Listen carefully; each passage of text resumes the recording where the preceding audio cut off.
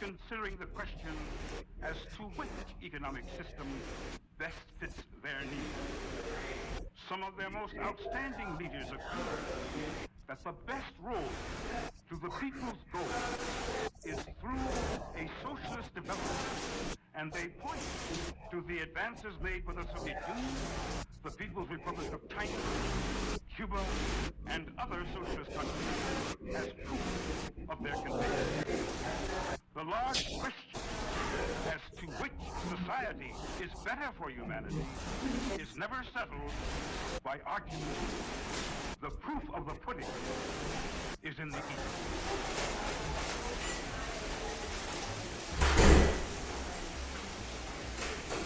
Yes, as a matter of fact, this is very pertinent to one of the reasons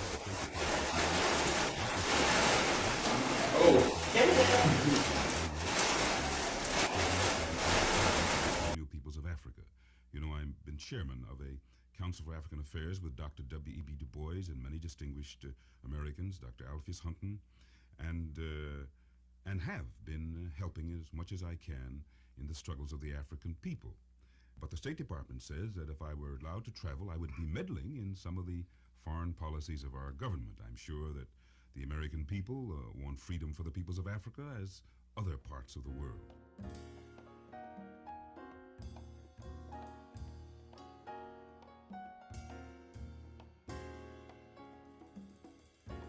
This is the first time in a long time that I've had an opportunity to say hello to my good friends in the Bay Area.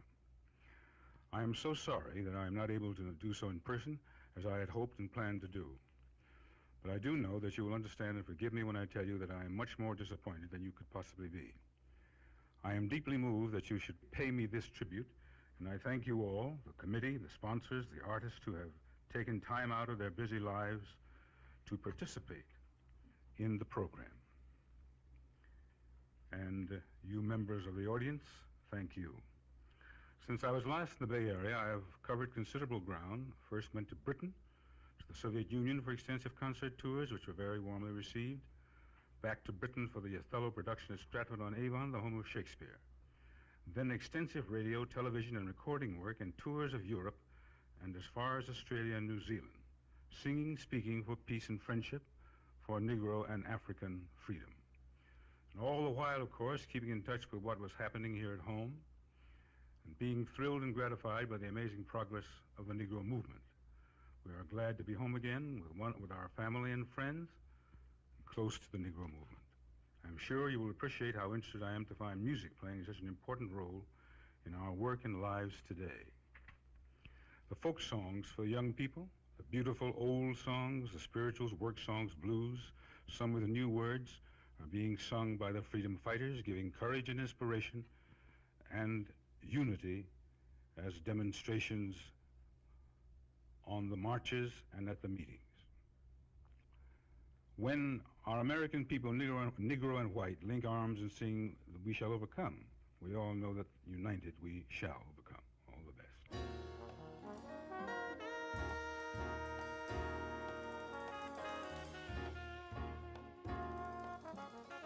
What I have done in applying for any passport is to obviously take the oath of allegiance, and that's all I will do. Most importantly, however, were the questions raised by the State Department as to my political opinion. Here's a question of whether one who wants to sing and act can have, as a citizen, political opinion. And in attacking me, they suggested that when I was abroad, I spoke out against injustices to the Negro people in the United States. I certainly did. And the Supreme Court Justice just ruled, Judge Warren, in the segregation cases, that world opinion had a lot to do with that ruling, that our children, Negro children, can go to school like anybody else in the South. I'm very proud to have been a part of directing world opinion to precisely that condition. The second, that I fight for the independence of the colonial peoples of Africa. Bandung, the colored peoples of the world assembled and made it clear that nobody is going to tell them what to do. They're going to have the independence. I'm proud of that. The third, that I fight for peace and friendship with the Soviet Union. At Geneva, the President of the United States made it clear that nobody wants to go to war with the Soviet Union. No Americans want to fight them.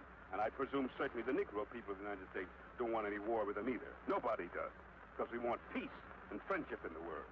And rather absurd, that the Soviet farmers can be here in the United States, that Baptist preachers can be in Moscow and farmers, that I'm not allowed to travel because of my friendship, open-spoken friendship, that's right, for the Soviet people and for the peoples of all the world. I want to be able very soon, I hope, to pursue my career as a singer and as an actor. Still have a pretty good voice rolling around, they tell me yet. Water boy, where are you hiding?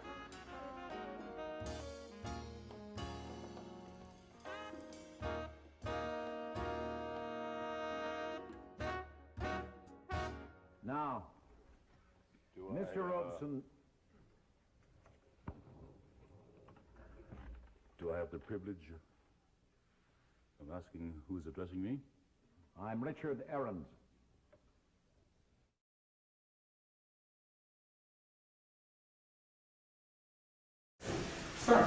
Good afternoon, everyone. Good afternoon to our virtual audience, to our audience in presence. We thank you so much for joining us this afternoon on this Reading Sunday for our Arts in the Parlor series, Visual Arts. We have an exciting day planned for you all today. Oh, my mic is still out. So, welcome on behalf of our Executive Director, Janice Sykes-Ross, to the West Philadelphia House and Museum, Paul Robeson House and Museum. My name is Ashley Gary. I'm the Executive Assistant here today, and we're so happy that you're able to join us. We're going to have an amazing day, and a little bit about the Paul Robeson House and Museum. Some folks ask, what's WPCA? What's Paul Robeson House and Museum? They kind of get the acronyms confused a little bit. So we like to think of the WPCA, which is the Philadelphia Cultural Alliance, as the parent company to the Paul Robeson House and Museum. And there are 3 areas of concentration that we like to focus on. So the first is community engagement, which brings exciting connections. Mind you, we are a rental space in terms of community engagement, so if you'd like to host a meeting here one of these days, have a small event, we do have that space available. We also have an arts and culture concentration, and we focus on programming, which brings programs like this Arts in the Parlor series to us today. We also want to mention, keep a lookout for the 125th celebration next year.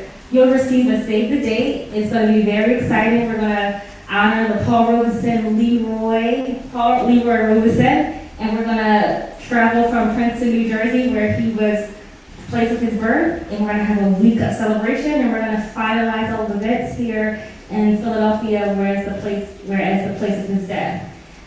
Without further ado, I would like to introduce Ms. Sherry Howard, who considers herself as a volunteer with us here at Paul Robeson House and Museum, but to us, or to me, she's a historian, she's a reporter, she's all an amazing array of just so many attributes and qualities. But I'm going to welcome her up here. She's going to welcome our guests today. Thank you.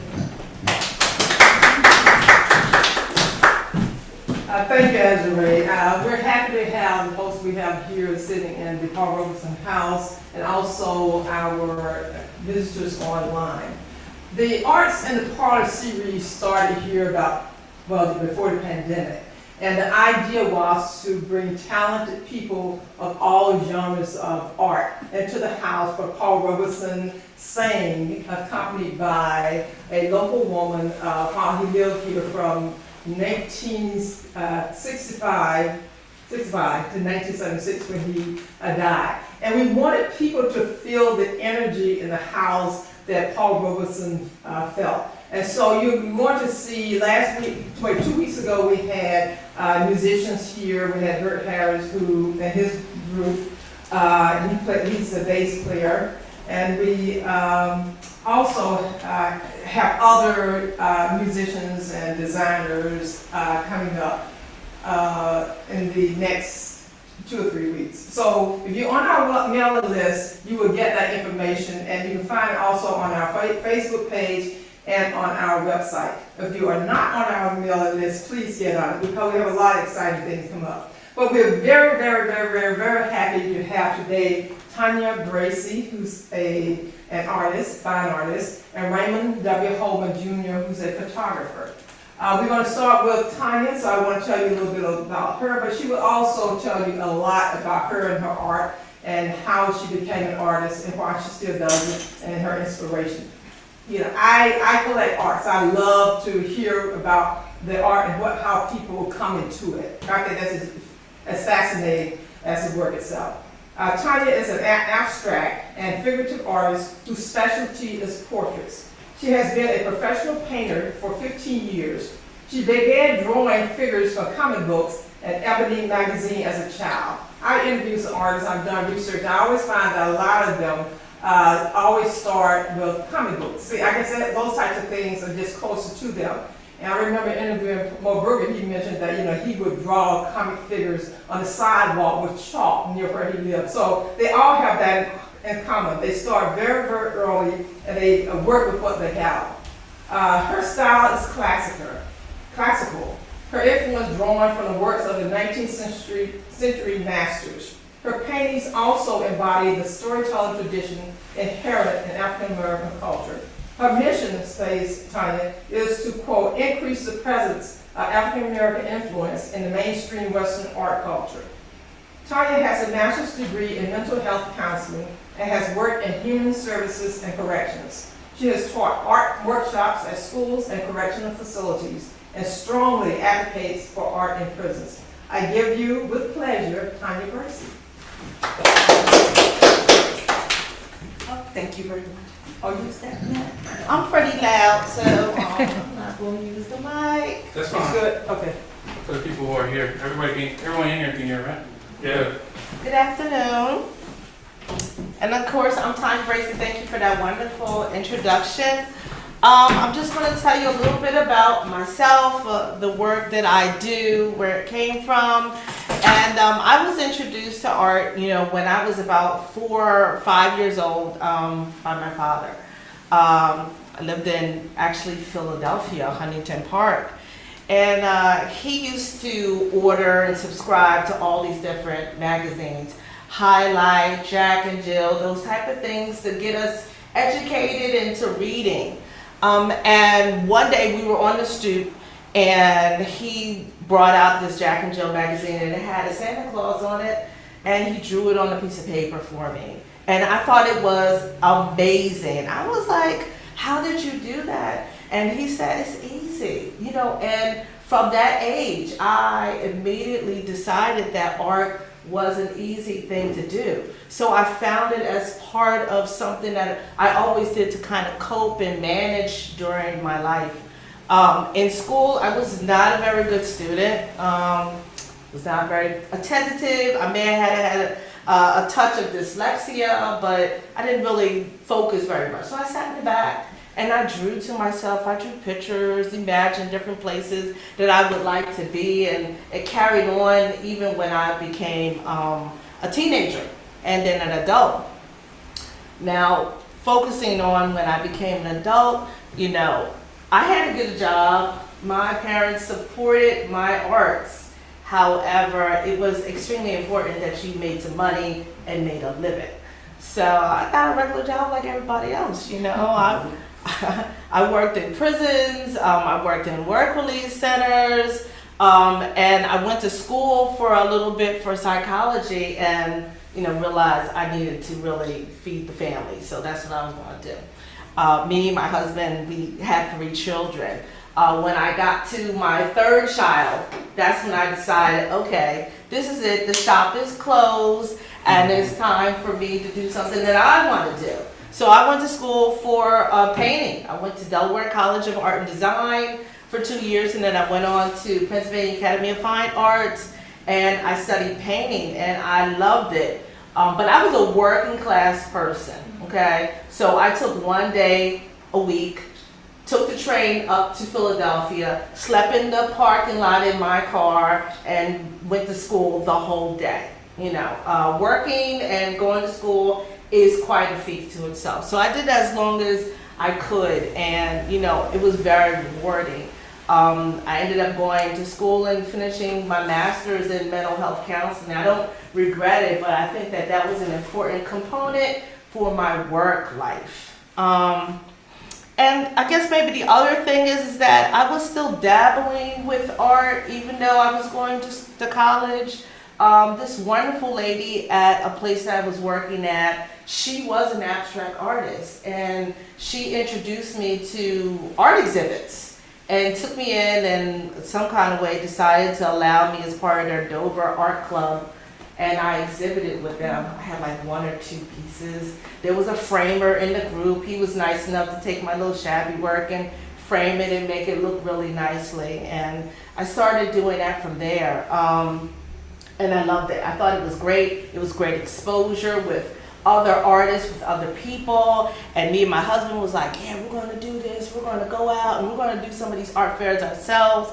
My first one was in Ohio at the Sankofa Art Fair. And like, I realized now that there were like all these bigwigs there that I didn't know very well, like Annie Lee, this is when she was alive. Like there were a lot of people there. Charles Bibbs was there. Like I didn't know them per se. So me and my husband, we were there.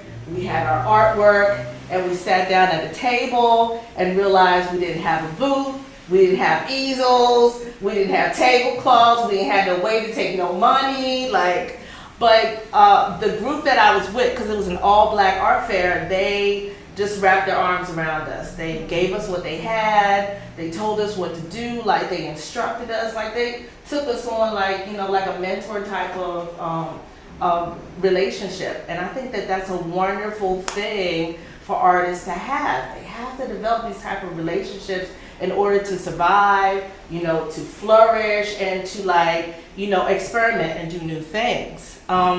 So I just continue to do art here and there. But my artwork, I think flourished the most when I was able to, at work, incorporate art therapy. It just always seemed like I was at a prison or a work release or a mental health site, and art therapy was always extremely like a part that they often pushed to the side. And I was like, I'm an artist, I can do this kind of thing. You know, so I would go out there and I would work with them, and I worked with men in incarceration, I worked with boys in pretrial, I worked with women in prison, and at the end of my presentation, and I'll show a couple pictures that I was able to take from us being out there. So currently I exhibit about 6 or 7 times a year. Hope to do some more. That I got me a little minivan. So I just want to keep, you know, exposing myself to different people, different environments, and I think my work begins to grow that way. A lot of my influences are Michelangelo, Caravaggio, Vermeer, Norman Rockwell, Mr. Barclay, Mr. Hendricks, Ron Hicks. You know, I have a lot of classical, like strong, figurative type of people that I was influenced by.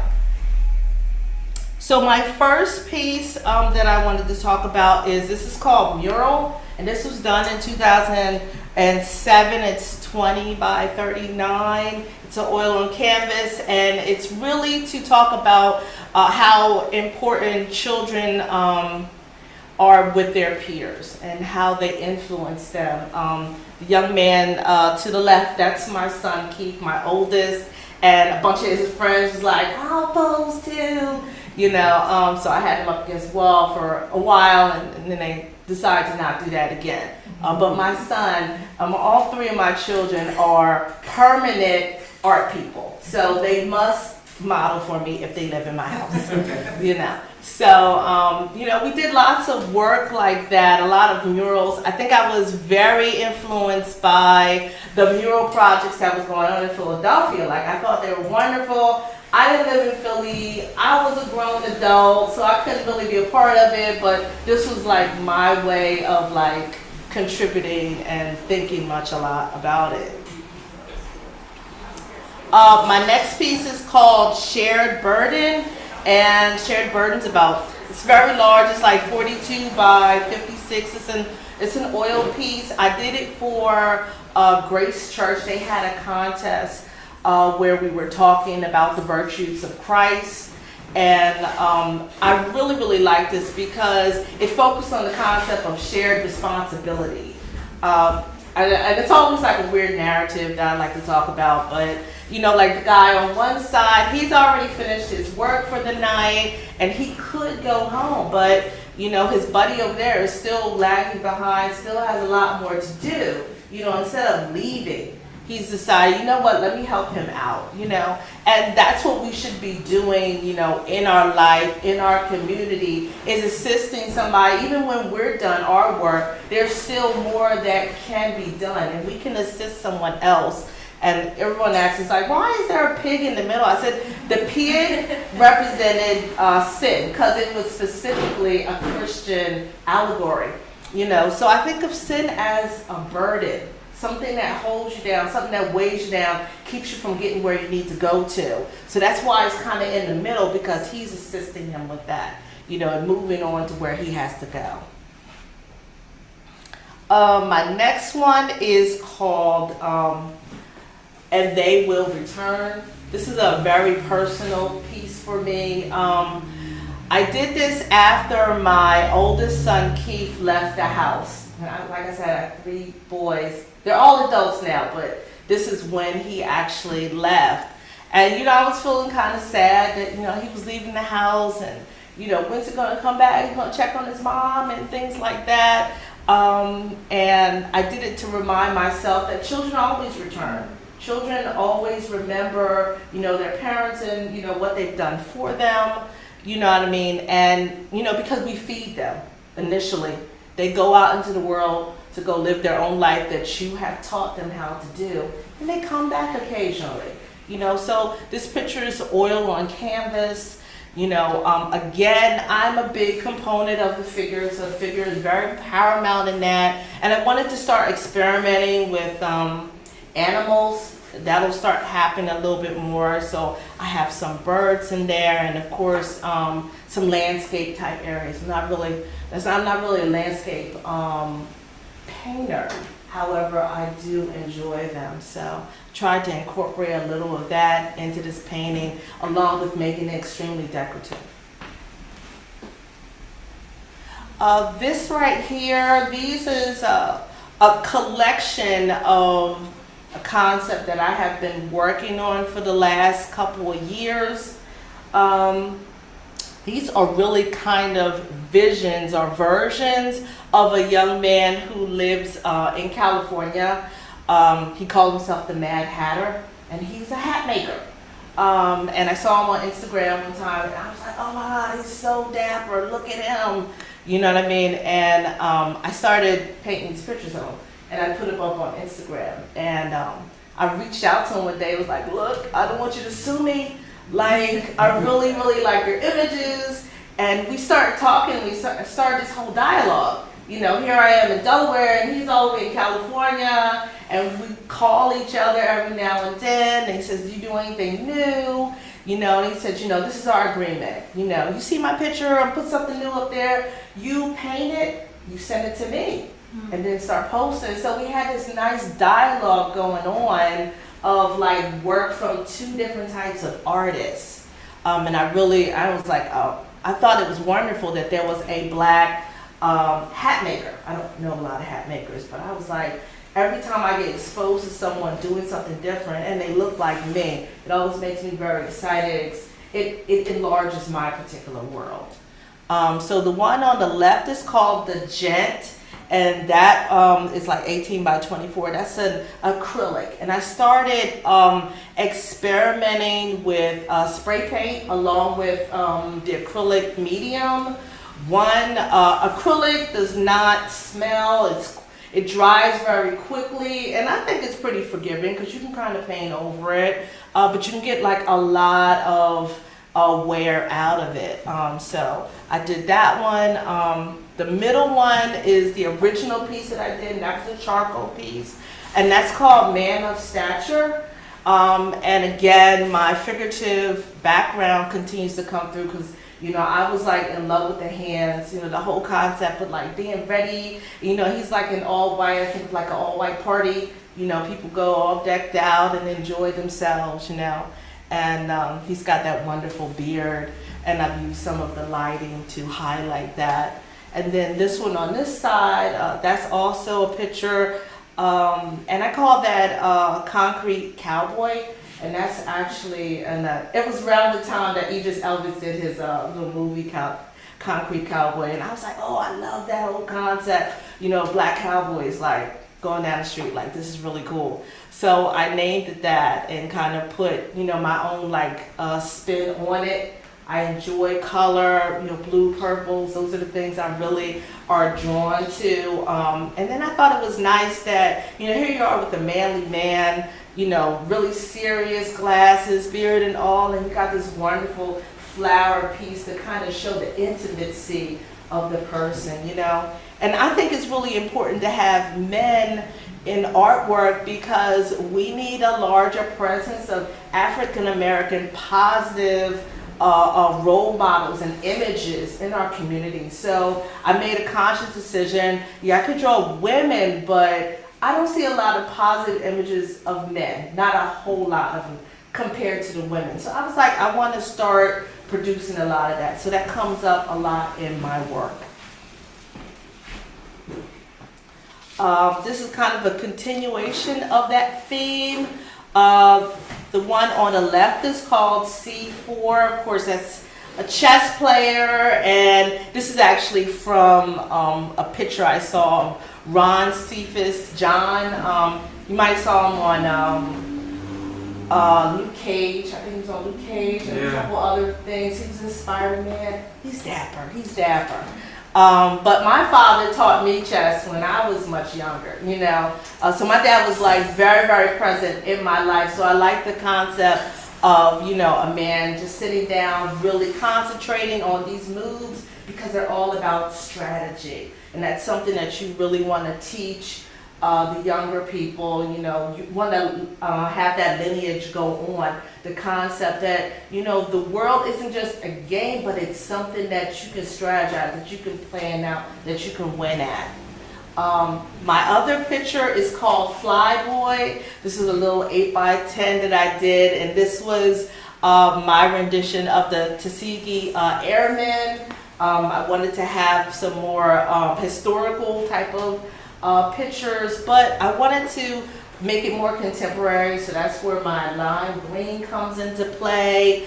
The picture image is really my nephew, Paul Jr. He's a real tall young man. He has wonderful bone structure. I'm like, oh, look at him. He's a model, you know what I mean? So I utilize him as my inspiration, you know, and I just love the concept of us being introduced to these important heroes, because like my son's always like, Mama, they keep our history away from us. I said, well, you know, here's a piece of history right here. Like, if you listen to people, they are giving it, and that's our responsibility to be able to give some of that history back when they're listening.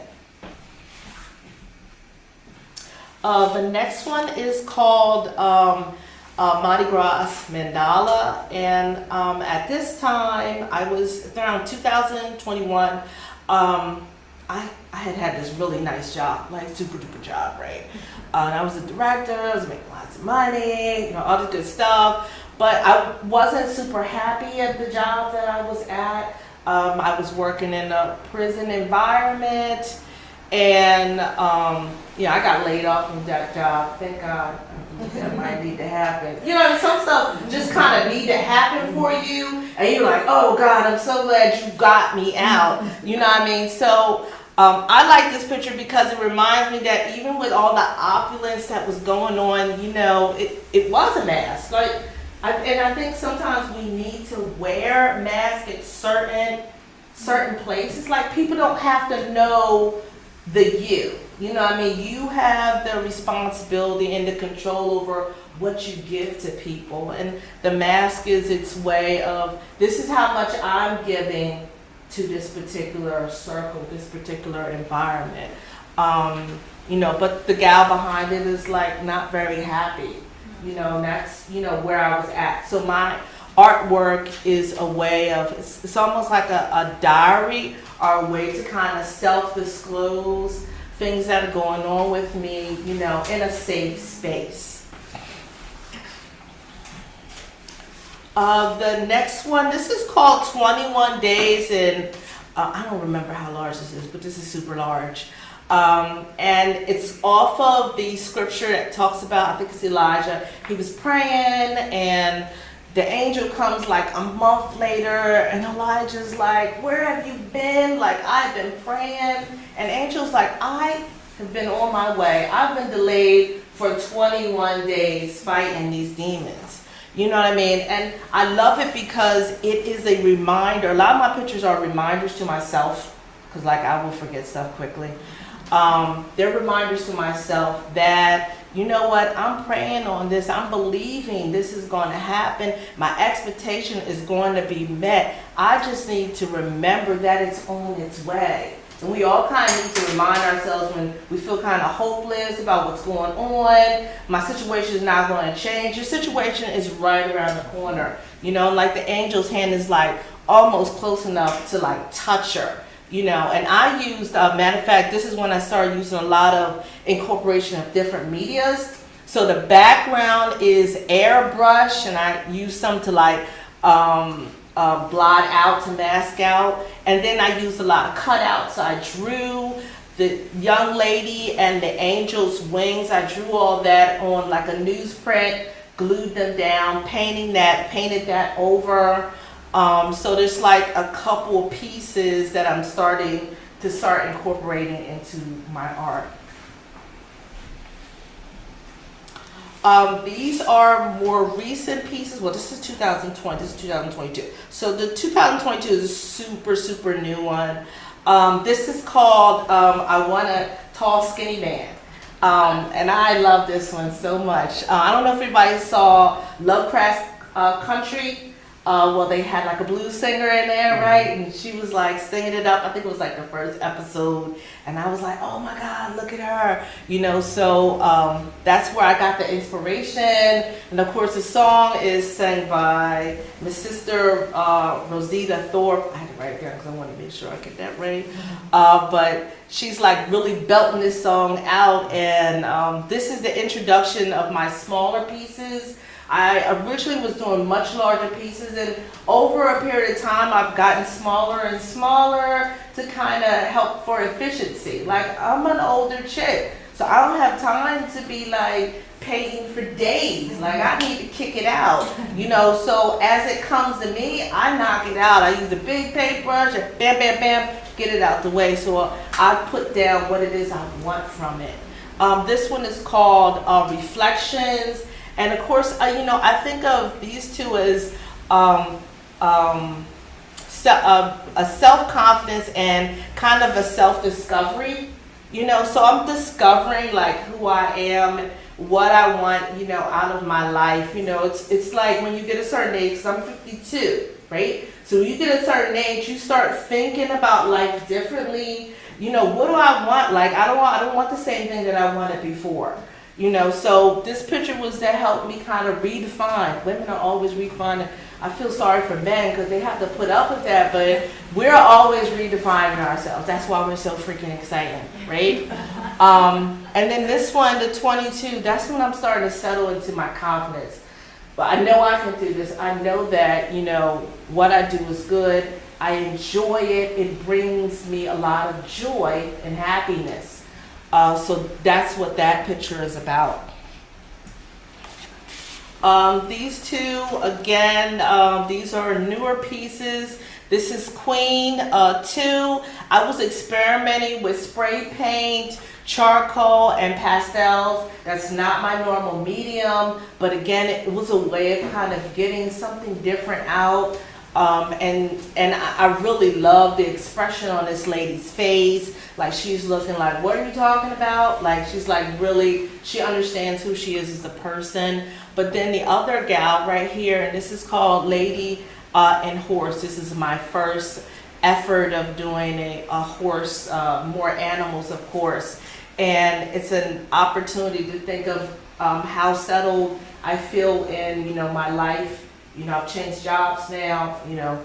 All my kids are out except for Tenet, 25-year-old, he pays rent, so we see him whenever, but, we're empty nesters, so we're living like a different type of lifestyle now.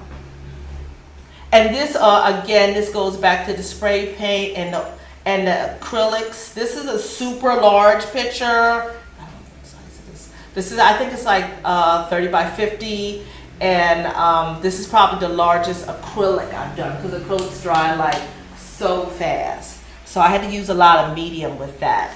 And this right here is the brand new rendition I've been using, is the ballerinas. This one on the left-hand side is called Ballerina at Rest. And this is Break a Leg, And ballerinas, they like do super hard work. Let me just say that. And you only see them for a short amount of time on the stage. However, they're preparing for months, years. They got like hard work put into that. So I wanted to think about what happens before you get on stage, what happens right after. I think that the ballerina is most beautiful the minute they are about to go out on stage. And you look at the dress, it's almost like a flower of cotton candy, and it's an opportunity to like just raise their level of, let's just say they are so dignified. I just love them. I'm not a ballerina, but they're awesome. And then of course this is what happens afterward. And I also darkened up the color of their skin because I wanted young women to see themselves in this particular genre. I was in an art show yesterday, and I had several little girls come up. Like little girls come up, and I always put like certain pictures low enough so they can put their hands on their parents like, don't touch it, you break it, I gotta buy it. I'm like, it's not that fragile. And I had this little black gal come by. She was 7, and her mom was like, she's been doing ballerina since 18 months. I was like, 18 months? Like, what are you doing? But she got her in there, and I was like, you like it? She's like, I love it. I was like, okay, mama. So here she is seeing herself, on a picture. And I think how many young girls will come by, see this and think, that could be me. That's the importance of images. You need to be able to see yourself. Like, I have a child who didn't even know that there was a black president until Trump got it. You know what I mean? Like, that's powerful. It was like, I don't know about a white man being in the office. I was like, wow, that means something to his psyche on who I could be. Mm-hmm. What does it look like? Where do I resonate in the world? And I think that's super important to have that kind of stuff. The last slides I have go back to the art therapy that I've done at the different various sites. I worked at Baylor Corrections, and we did something called the Art Village Project. In prisons, there is a limited amount of things that you can bring in there. So like I listed them not just so that the visitors could see, but also the officers could see, look, we're not bringing anything illegal. But they made like awesome work. Like these are newspaper coil pots, and they allowed us to take them out and spray them and take pictures of them. These little iris paintings, these are all newspaper and typing paper painted over like with like some really cheap paint. And they cut them into strips and made like these awesome little irises. Like I was like amazed. This down here, this was part of a print that we used on a styrofoam plate. You know what I mean? That where they were plating things out. Like people can get so creative with the little that they have. And that goes back to my history as a younger person. I used what I had. I had notebook paper and a pen. That's how I started drawing. This is the Fisk department in Deltec. I was working with young teenagers there. These were done by the Camelot students. These young men were in pre-trial, and they were about to go to, it's called Ferris. It is basically a prison for young men before they hit 18. So I work with them like once a week, and it's so funny that we would get in there and they would be working. I mean, they made coil pots, they made all kinds of stuff, and they would work feverishly for this hour. No talking. They would not talk to each other. I don't know why. And then we get done, and they would just get totally animated, like they were in some kind of weird zone. And they'd be like, let me go wash out your buckets, Miss Tanya. They'd go to the bathroom. And the officer's always like, don't send them by themselves. I'm like, I know my students. I'm going to send them where I want to. Well, every time they went in there and they started fighting, and they would break buckets and knock each other out, and I was like, what is going on? You know, didn't I say we wasn't going to do that, y'all? They were like, I know, but he made fun of my word. He said it was shit, blah, blah, blah, you know. So they're very sensitive about the things that they create, you know, because it's coming from an intimate place. You know, so everybody needs an opportunity to be able to express something that comes from a place that they don't show everybody. It's not for everybody to see it all the time. So when you create something, there is a risk of somebody rejecting it and saying, I don't like it, I don't like what you did, you know, but it's also a chance of kind of discovering yourself and finding what you like, what you don't like, and who you are as a person. And that is my presentation. Thank you. We do have some images here, though, right? Yes, we do. So these are also images that I did in September and August. Actually, these right here are kind of a continuation of my men series. I started to add men in there that had not white beards because my husband was like, I can't grow a beard out like that. I'm starting to feel some kind of way. So I started, you know, incorporating some younger guys in there, but like I really thought it was important to be very like judicious with the paint. Like it doesn't have to be heavy. Like you can get the image and the importance of it down with very little. So I was sticking very thin to the paint. There's a lot of fauvism that comes through, and a lot of bit of impressionism. It's extremely important to like hit the light so that people would understand the mood of it, you know. And I've got this young man, first of all, I super love coffee. So I'm always thinking, men drinking coffee has got to be not only the coolest, but the quietest occupation ever. Like it's just, they have an opportunity to try to relax, unwind, and think about things that are going on in their lives, you know. So this is called espresso, and this is called bull. This is not called coffee, but this is called bull, because this is what I think of, like this big jock type guy coming in, getting his coffee in the morning, you know what I mean, and somebody calls him, you know what I mean. So I think about, you know, what's this person doing? Why are they there? You know, what's their motivation, you know, and it makes me think of them differently, think of them as like real type of people. The two at the top, of course, I love portraits, and I wanted to paint more pictures of like younger women. And I was working with this blue. This is kind of surrounded kind of a blue. And I was using this new thing called Mid-Journey. I can't explain it, but if you're an IT or a tech person, you know, and there's lots of controversy around it. I like it because it's a great reference. It's a way of getting something out quickly, and then you put your own spin on it. So I got these two gals. I definitely wanted to get a really like dark skin gal, but if you look at her skin, like it's not brown, it's like all these different hues, and that's how I see us. Like brown is just not brown, or black is not just black. It's got blue in it, it's got yellow, it's got greens in it. You know, you'll see if you get up close, you could sneak other colors in because they're all part of that framework. This right here, this is an older piece that I did that was part of my bowler hat men. Again, this is when my children were in the house and they could be my models. So my son Keith modeled the first one, Sean modeled the second guy in the back. And this is called Worthy of Her Hire, you know, and it's basically, you know, this gal, she's paying for things with her own money. She's got her own car, you know what I mean? She's not relying on someone else to make a way for her. And I think of that as in my own life. You know, I'm not always reliant on people helping me out. Like, if people help me out, that's great. If I get the help, awesome. However, if nobody shows up, I gotta show up and I gotta do it. I'm at art shows, I'm putting up tents and all this when kids are like, I can't be there. You know what? This is important to me. So I'm gonna make it a priority and I'll be out there and do it. And that's what I want to express in this piece.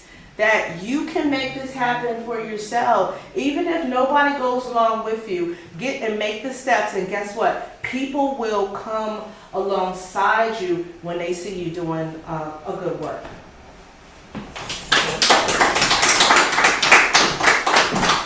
Wow, Tanya, we're going to keep you on here for one moment. Thank you so much for your work.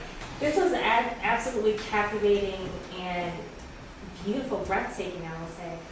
At this time, we're going to open up the audience for this section for question and answers. Are there any questions that we have here in the room or on our virtual platforms? Yes.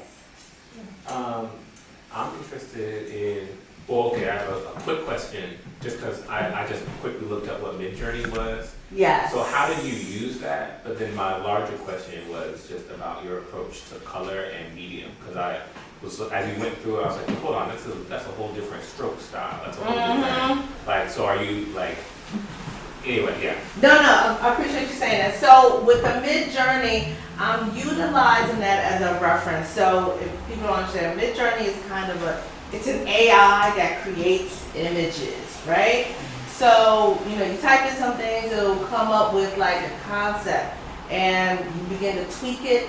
Maybe you make it different, maybe you make it this way, make it that way. And I used it to come up with the concept of, you know, this kind of beautiful young lady. And then what I did was I added to that. Like I said, you know what, she's a really cute gal. She had like, I wish I could show you the picture. I don't have it. But, you know, she had her hair like in the little pigtails, and it was like a little coil and stuff. And then she had this. That's what I really focused in on. I was like, I really love that. I think it was like a light blue or something. And, you know, I said, I want to incorporate this picture. So what I did with the Midjourney thing was I painted it out, because I'm really good at painting. And painting and drawing, that's my thing. So I was like, you know what? I'm not stealing. I'm painting something. This is something I created. And then I was like, the more I looked at her and was able to get like the blues in her skin, I was like, let me heighten like the aura behind her. I was starting to think of her like this, like there's power behind this, because I put these little sparkles in. I used like this little plant that I had and put it in paint and like expressed it up on the top. And the more I saw it, the more I started to think of, you know what, I want to really like focus in, you know, again, it goes back to the mandala, that circle that I love of completion.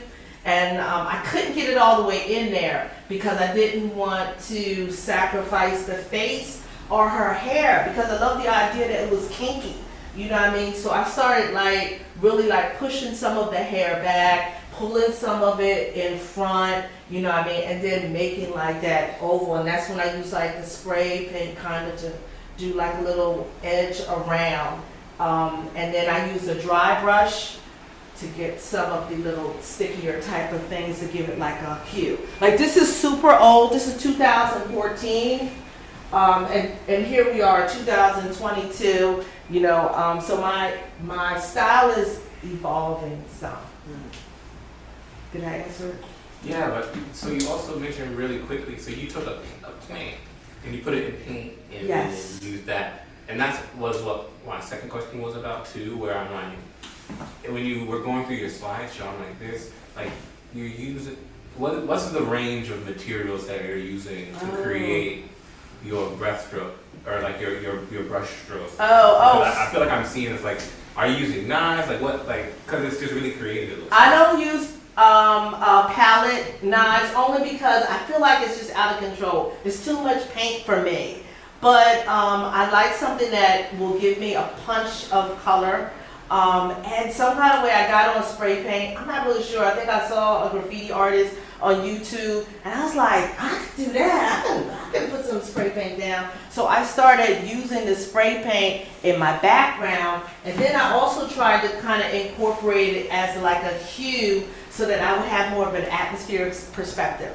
I also remember, I think her name is Louise Nevelson. I saw her. She was an older woman when I was in school. When I was in school, she was 50, and I was like 32. And I was like, that's the woman for me, right? And she was like breaking up furniture and doing these assemblage. So I think that's where I got like the cut out pieces. I mean, I know there's a couple of other artists that do it. I know very well. I know Louis. Okay, I know Louis. So, and I started like slapping like pictures on there because I am a figurative artist first. I'm a draftsman, okay? So it's very important the lines that I put down. So if I like the line, I'm gonna just cut it out and stick it on there so I can keep it as opposed to trying to redraw it, you know? So that's what happens. Any other questions? Yes. Do you want the mic so the virtual audience can hear you? No, the virtual audience can hear. Oh, they can hear. Okay. You're here? Hello, virtual audience. They can hear my well. Perhaps you have answered this question, but is any of your artwork for sale? Yes, yes. I sell artwork all the time. Matter of fact, I just left a show, Art on the Green, in Delaware. And then I have another show I'm going to be at the Kenneth Arts Festival, and that's October 17th and 18th. So, and I have a website. I have some cards out there too. You can check that out. I'm an old girl, so I did TanyaBraceyArt.com. That's where anybody who's my age can find it. Nothing complicated. So we did have a question from online. Hope asks, have you or do you have any pieces that were inspired by the people you encountered at work? Clients or incarcerated youth or the people folks you mentioned? That's a good question. You know, because I'm a city DC, I don't incorporate them into it. You know, and I think two things. One, because I'm afraid somebody might see it and say, oh my God, that's me, right? Mm-hmm. That's the first thing, right? And I'm a city DC, so I'm not into breaking nobody's confidentiality, right? Yes. And then secondly, I always felt like my artwork was the me, right? I go to work and I give them me for 8-10 hours. And then when I come home, you know, I don't bring them with me like I've learned. I'm old enough now. I've learned to not bring them home with me. So when I paint, I don't paint them in there. Mm-hmm. You know what I mean? Because they're a certain part of me that is there, and then when I'm home, I'm a different type of person. You know.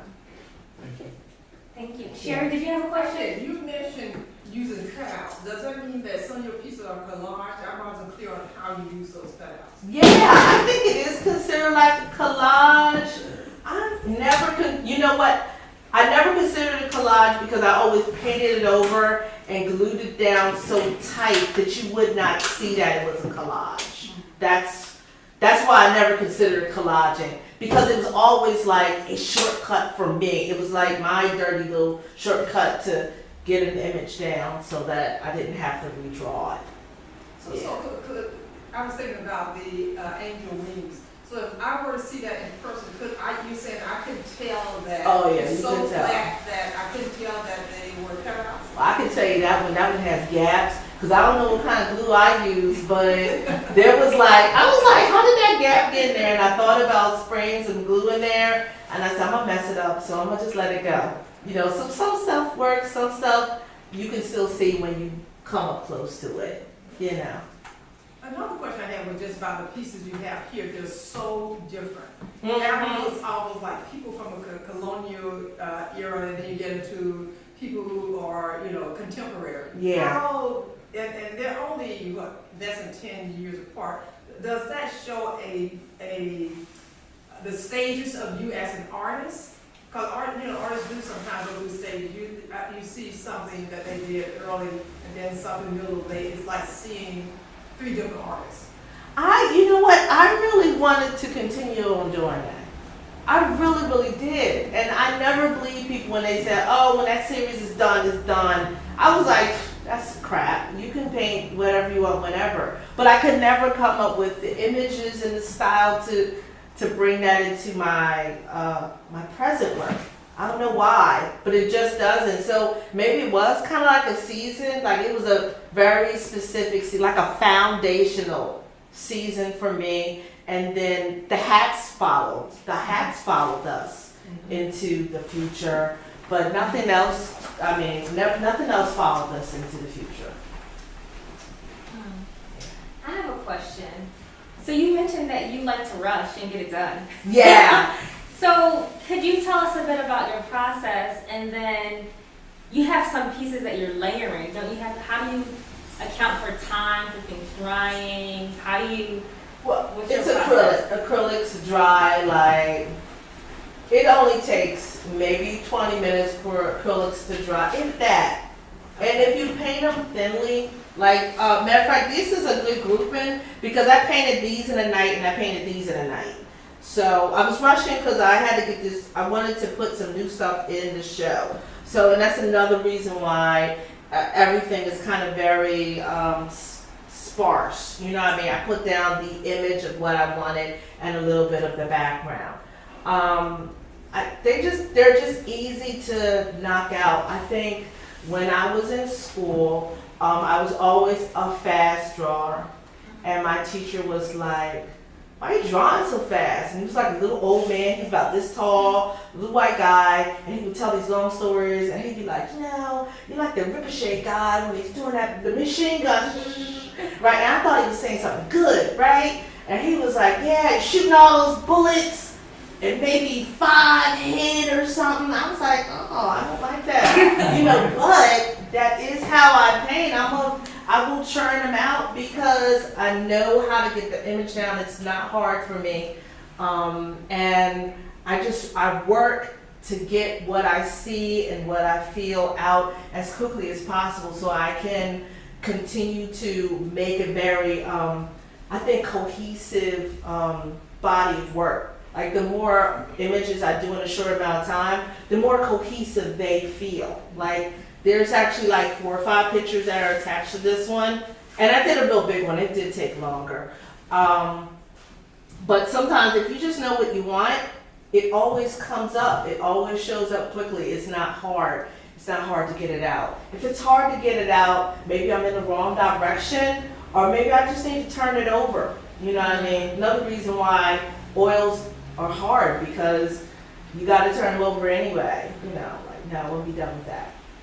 I do have one more question. Do you do sketches, or does the stuff just come out of your head? I don't do sketches. I wish I did, because I love those sketchbooks that are full of beautiful, like this beautiful. My sketchbooks look like crap, so I don't do that anymore. I'm like, put it down and be done with it. You know what I mean? That's what I do. Real quick then. So, do you go straight paint to canvas also? Yeah. You just get to it? Mm-hmm. I do use one of those little charcoal pencils, right, to sketch out my edges like I did on this one.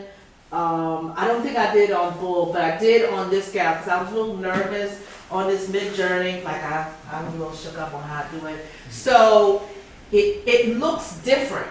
Like this is more of a layering because I started with a brown and then I stuck a light brown and then I stuck a yellow, you know, and I built up on top of it. And because it's acrylic, you can just let it dry and build up on top of it. But these two specifically, I use lines, you know, and if you notice, you'll see a little bit of a white here and there to remind myself of where things are supposed to be so I can get those parts right, because that'll stick out. I have one final question.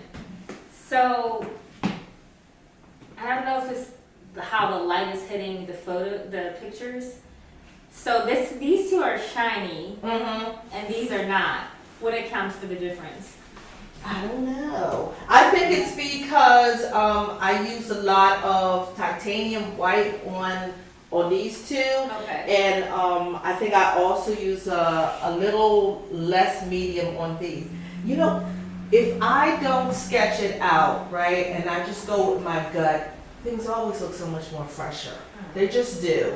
But if I sketch it out, I slave myself to the picture. That's what happens. I become a slave to it, and it comes up. I think that's what happens.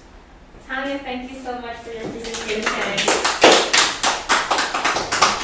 We are going to have an intermission. I'm going to invite you all to look at Tanya's work.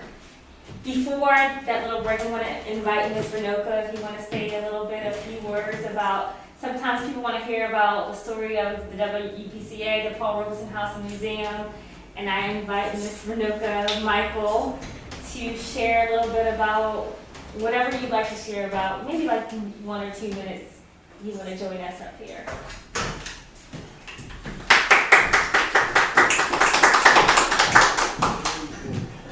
Good afternoon, everyone. I'm glad to see you here. It's very interesting. Many of you know that I arrived at the Paul Robeson House as a result of being a friend with Fran Austin, the founder, and also the executive director. Little did I know that I would become the executive director of the West Philadelphia Cultural Alliance, the Paul Robeson House and Museum. However, it's been a treasure to be here to talk about the man that I always called Uncle Paul, and to have him be a part of my life and have the opportunity to talk to the community about him. He was the most wonderful and the greatest entertainer in the world during his lifetime. And you see that he was not just a singer, but he was also an athlete, a writer, a linguist. He spoke 22 languages fluently.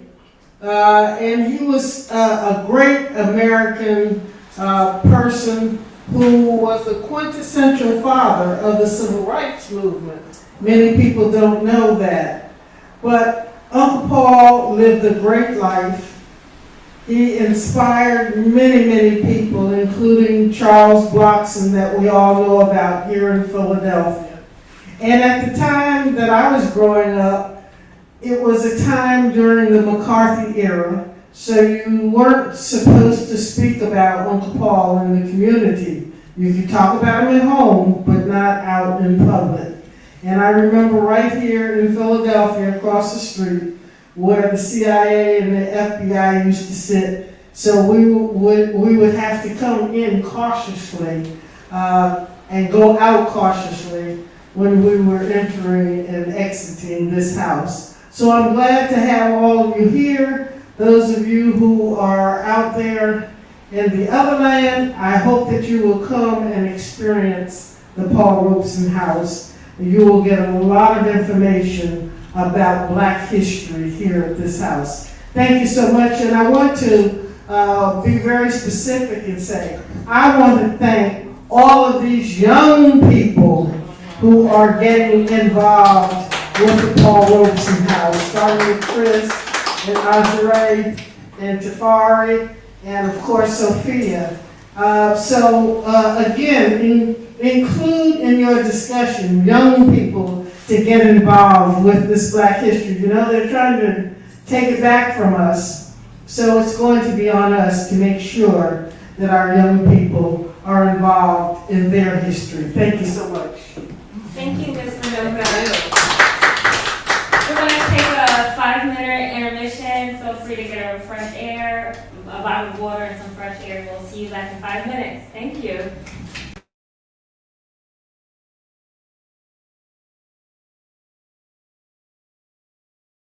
Staff, did you file a passport application in July 2, 1954? I filed about 25 in the last few months. In July of 1954, were you requested to submit a non-communist affidavit? Under no conditions would I think of signing such an affidavit. It is a contradiction of the rights of American citizens. Are you now a member of the Communist Party? Oh, please, please, please. Please answer, will you, Mr. Robeson? What is the Communist Party? What do you mean by that? Are you now a member of the Communist Party? Would you like to come to the ballot box when I vote and take out the ballot and see? Mr. Chairman, I respectfully suggest the witness be directed to answer the question. You are directed to answer the question. I invoke the Fifth Amendment and forget it. I respectfully suggest the witness be directed to answer the question whether, if he gave us a truthful answer, he would be supplying information which might be used against him in a criminal proceeding. You are directed to answer, Mr. Gentlemen, Robeson. In the first place, wherever I have been in the world, the first to die in the struggle against fascism were the communists. I laid many wreaths upon the graves of communists. That is not criminal. Chief Justice Warren has been very clear that the Fifth Amendment does not have anything to do with the influence of criminality, and I invoke the Fifth Amendment. Have you ever been known under the name of John Thomas? Oh, please, does somebody here want me to put up a perjury someplace? John Thomas, my name is Paul Robeson, and anything I have to say, I have said in public all over the world, and that is why I'm here today. Mr. Chairman, I ask that you direct the witness to answer the question. He's making a speech. I ask you to affirm or deny the fact that your Communist Party name was John invoke Thomas. the Fifth Amendment. This is really ridiculous. The witness talks very loud when he makes a speech, but when he invokes the Fifth Amendment, I can't hear him. I have medals for diction. I can talk plenty loud. Will you talk a little louder? I invoke the Fifth Amendment loudly. Sir, who are Mr. and Mrs. Vladimir I Nakia? invoke the Fifth Amendment. Do you know a Manning Johnson? I invoke the Fifth Amendment. Do you know Gregory Kifetz? I invoke the Fifth Amendment. Do you know a Max Jurgen? I invoke the Fifth Amendment. Max Jurgen. Why don't you have these oath. people here to be cross-examined? Could I ask whether this is legal? This is not only legal, but usual. By unanimous vote, this committee has been instructed to perform this very distasteful task. To whom am I talking? You're speaking to the chairman of the committee. Mr. Walter? Yes. The Pennsylvania Walter? That is right. Representative of the steel workers? That is right. And the coal mining workers? That is right. Not United States Steel by any chance. A great patriot. That is right. You are the author of the bills that are going to keep all kinds of decent people out of the country. No, only your kind. Colored people like myself. And you would let in the Teutonic Anglo-Saxon stock. We are trying to make it easier to get rid of your kind, too. You don't want any colored people to come in. Could I be allowed to read from my statement? Will you just tell this committee, please, while under oath, Mr. Robeson, the communists who participated in the preparation of that statement? Oh, please. The reason I'm here today, from the mouth of the State Department itself, is I should not be allowed to travel because I have struggled for the independence of the colonial peoples of Africa. The other reason I'm here today, again, from the State Department and from the record of the Court of Appeals, is that when I am abroad, I speak out against injustices against the Negro people in this land. That is why I'm here. I'm not being tried for whether I'm a communist. I'm being tried for fighting for the rights of my people, who are still second-class citizens in this country, in this United States of America. My mother was born in your state, and my mother was a Quaker. My ancestors, in the time of Washington, baked bread for George Washington's troops when they crossed the Delaware. My father was a slave. I stand here struggling for the rights of my people to be full citizens in this country. And they are not. They are not in Mississippi. They are not in Montgomery, Alabama. They are not in Washington. They are nowhere. And that is why I'm here today.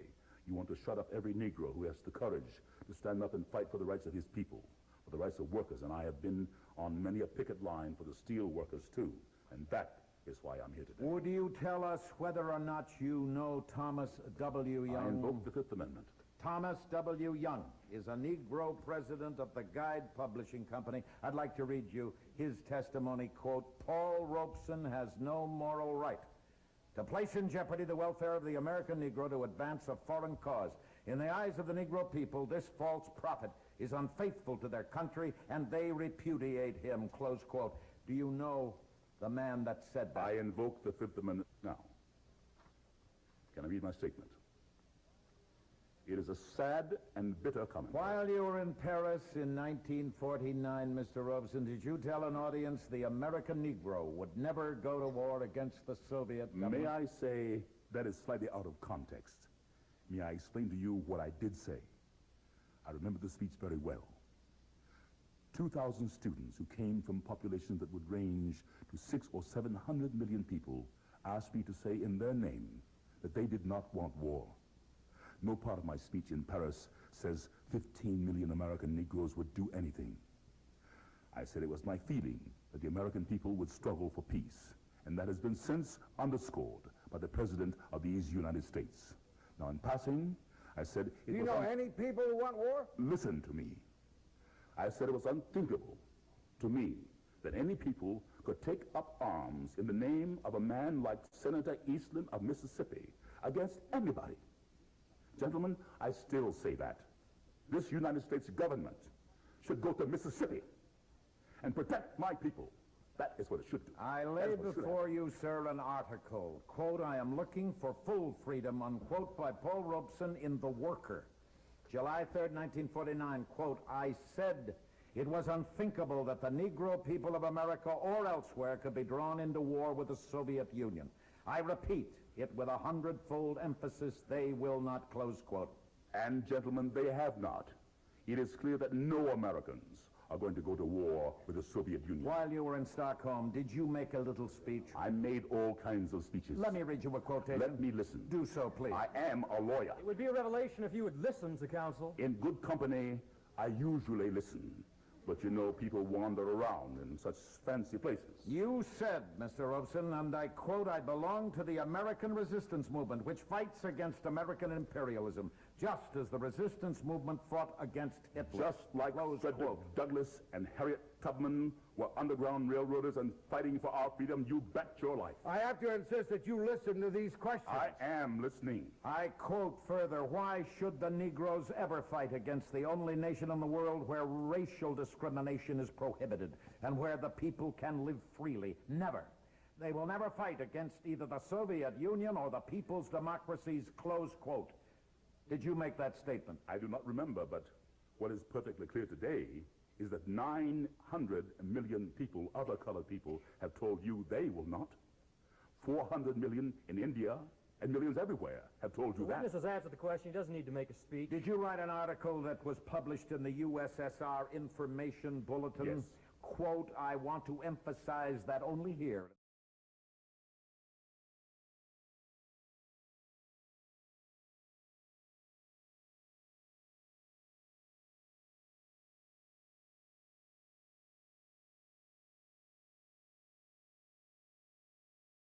I'm going to start that.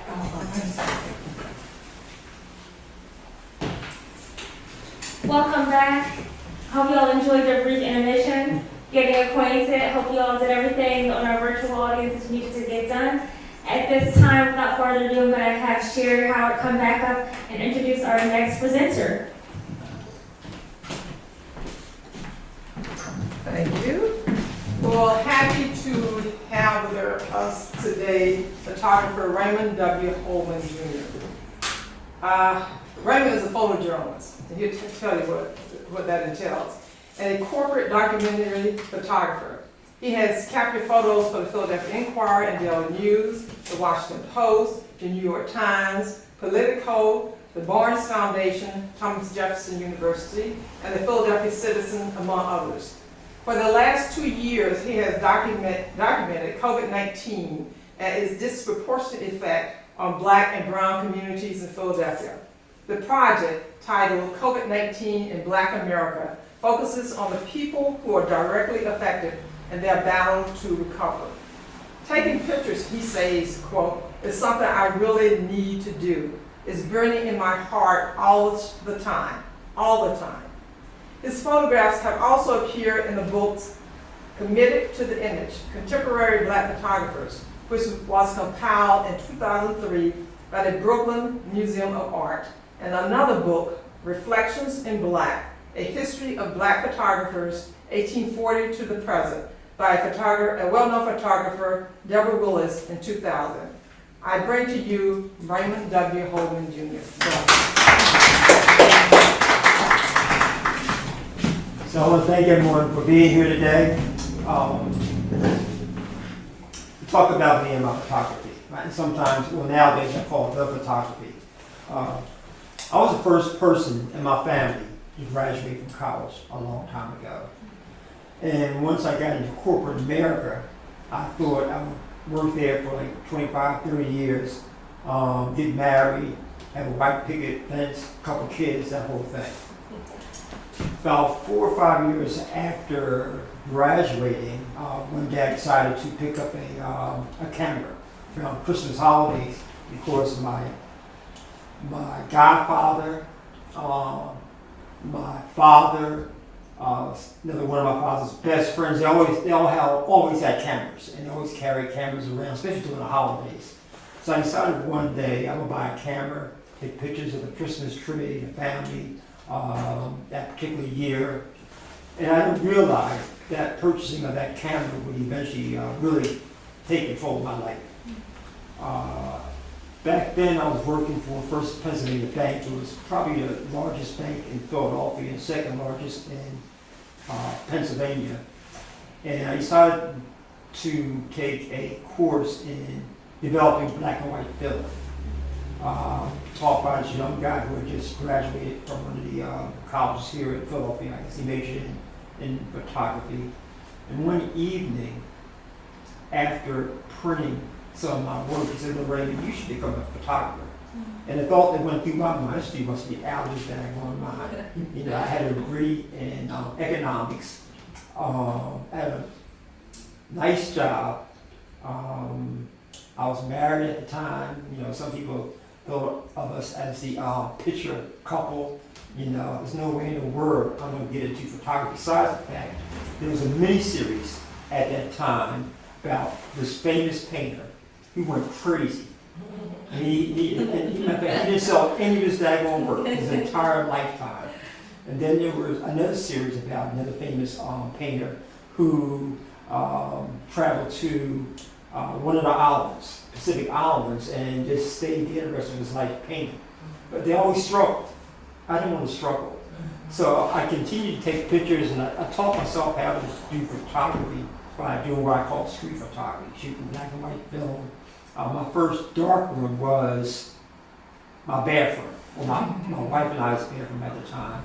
I had purchased a enlarger, and on the weekends I would take my enlarger into the bathroom and print images. An enlarger is what they used to use to, once you develop a film, you put the film or negative into, I'll call it a contraption, and the light, turn a light on, and you could, you know, print a picture, make a picture, and then you go through a whole chemical thing of washing and then making it permanent. So that was my first step towards what I call the great addiction. And through the years before I actually became a photographer, I used to struggle to find out how to do it. I mean, I spoke to a couple of different photographers in Philadelphia, asking for advice how to turn this hobby into at least making a little bit of money. And both times, they weren't willing to help me at all. You know, not at all. So I was still doing my corporate job, but the desire wouldn't go away. It just would not go away. And the next time I cried, I approached an editor at the Philadelphia Daily News, and his suggestion was to move to a small town, do photography, and come back to Philadelphia. Well, at that time, that was not an option. There's no way I was going to do that. And I stayed in corporate America. And then, you know, the urge just continued to grow, and I kept on doing street photography. I was starting to get really good in the darkroom. There was a photographer at the time who lived in Harlem. His name was Roy Carver. Before he became a photographer, he was an artist, a painter. And he tells the story of how a friend of his who was a painter decided to tell him to stop painting and do photography. And what I loved about Roy Carver's work was that it wasn't ordinary. The way he printed wasn't ordinary. There was this, there used to be this this teaching when it came to black and white photography that a good print meant that you could look at an image And the tonal range would go from pure white to pure black, you know, and that's the way things were gauged. For some reason, I didn't like those images, even when I tried to print them myself. So I started condensing the range. My images were darker than normal. And I remember going to the Museum of Art one evening. Rory Carver was giving a presentation. And I loved this dude. You know, I loved his work. I found out he was born in December. I think he was born the same day I was, but he's just older than me. But it was like a validation to me that I was on the right track. So eventually, you know, I got a call one day in '89 from a childhood friend who was a reporter at the Philadelphia Inquirer. And she knew I had been trying to figure out how to turn this hobby into a career. And she asked me if I thought I could do photojournalism. And I said, yeah. And that summer, I had done this week-long assignment for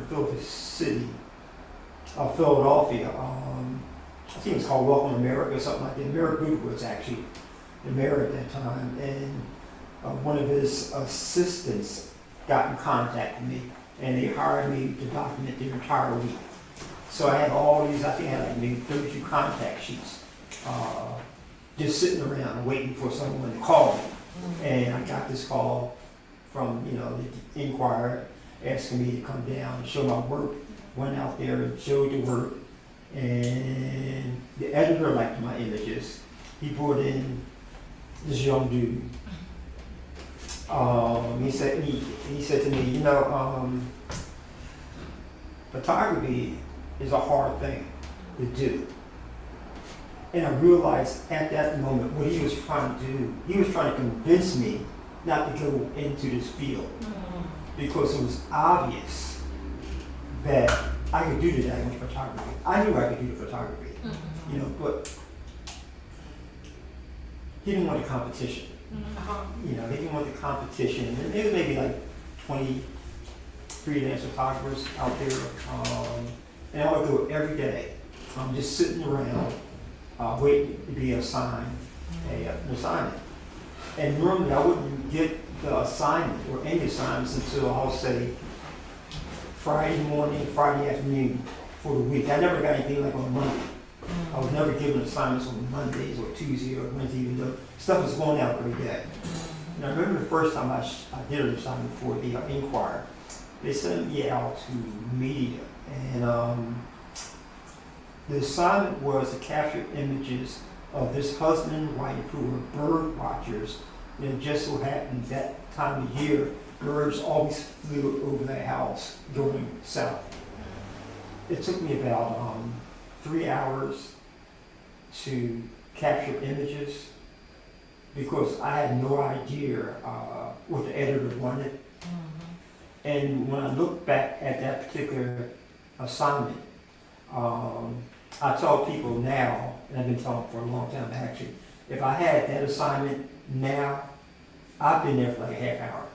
45 minutes, say 45 minutes, because what was controlling me, my mind, back at that time regarding capturing images / creating images, I was trying to figure out what the editor wanted. And I realized that that doesn't work. You know, if I was going to do the type of photography I wanted to do, if I was going to be the type of photographer I wanted to be, then I was going to have to focus on what my heart or what the universe was telling me to create with regard to the images I made. So whenever I go out on assignments now, and I've been doing this for about 30 years now, I never ever think about what the editor wants. I mean, I have like a brief idea, but I go with the intention of creating images that I want to create. For example, yesterday I was in York, Pennsylvania. I was doing something for the Washington Post. They sent me out there to take do portraits really of a high school student. Didn't really know much about the assignment other than, you know, needed to do portraits of this high school student. Had something to do with equal rights, discrimination, that whole thing. And I'm driving out there, and actually the day before I was thinking, because I started thinking about assignments the day before. It was 2 days before, if I know that it's going to be 2 days before I do one. I started thinking about, well, how am I going to do this that one assignment? It's a portrait assignment. It's not like street photography, or it's not like photographing an event. So I dwell on stuff. You know, if I want to create images, and I want to create images that satisfy myself. I want to create images that when people look at my work, they know that it's mine. Like when I was doing black and white photography a long time ago, people knew my work. Of course, they could look at a black and white print, especially here in Philadelphia, and they knew that that image was created by me, because no one else is doing that type of printing of images. So what I'm going to show, I'm going to start showing images of my most recent work, which is about COVID-19. The project's called COVID-19 in Black America. And then I'm going to go back only about 3 years, or actually back to 2008 for a brief moment.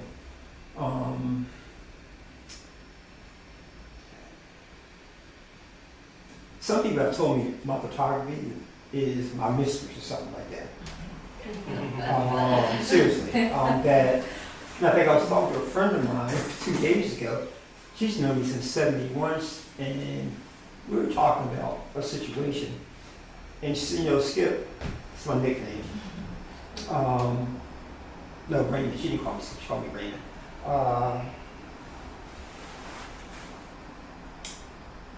Do you know that if you do that, you're going to have to make some time for the other person, because you're so committed to your photography. You're so daggone committed to your photography. Are you going to have time?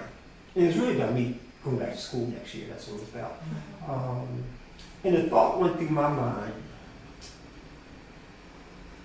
why is it at times, maybe just in general, but I kind of take it personally, with my photography, yeah, it's true, I'm committed, but of course the universe just is on my butt all the time about photography.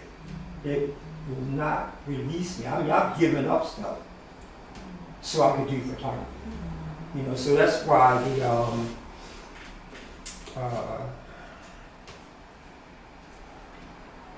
it's like, I gotta do it before I die.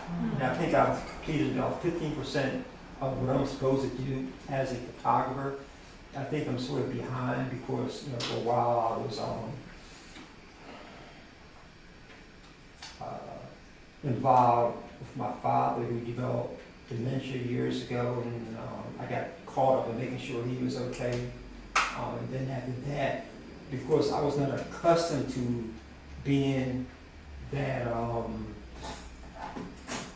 caring for another person, because I was always focused on my photography for so long, I became so caring that once he left, that I just had to like gather myself back together. And it took me, I would say, about 15 years to gather myself back together. I'm just starting to really do it now, you know. So that's why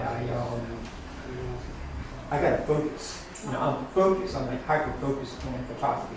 So this first image, I captured this. I created these images. I created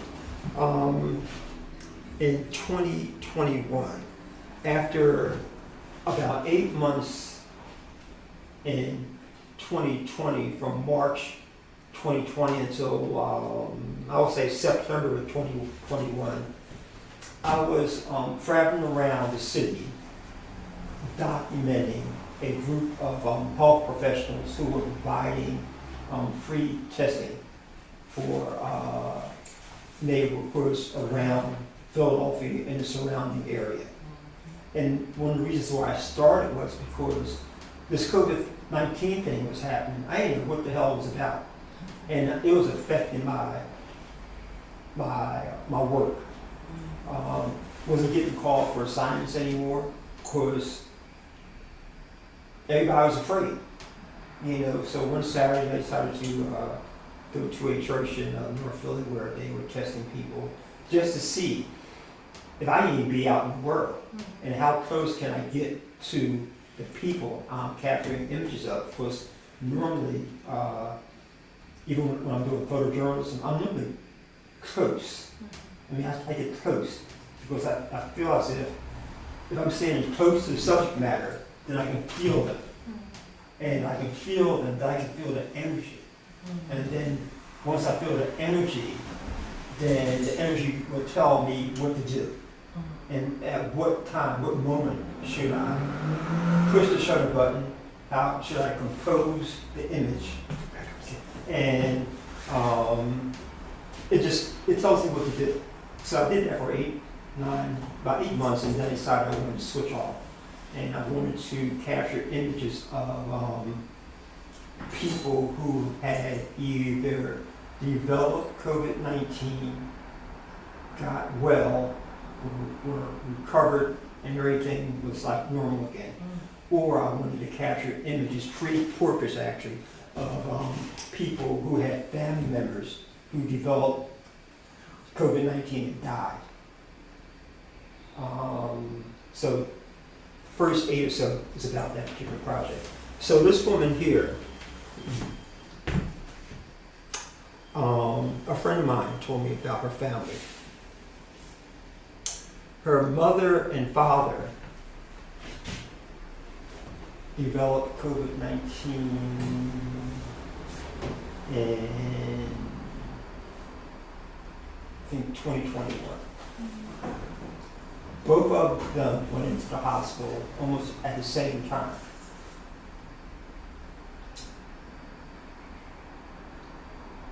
The father came home.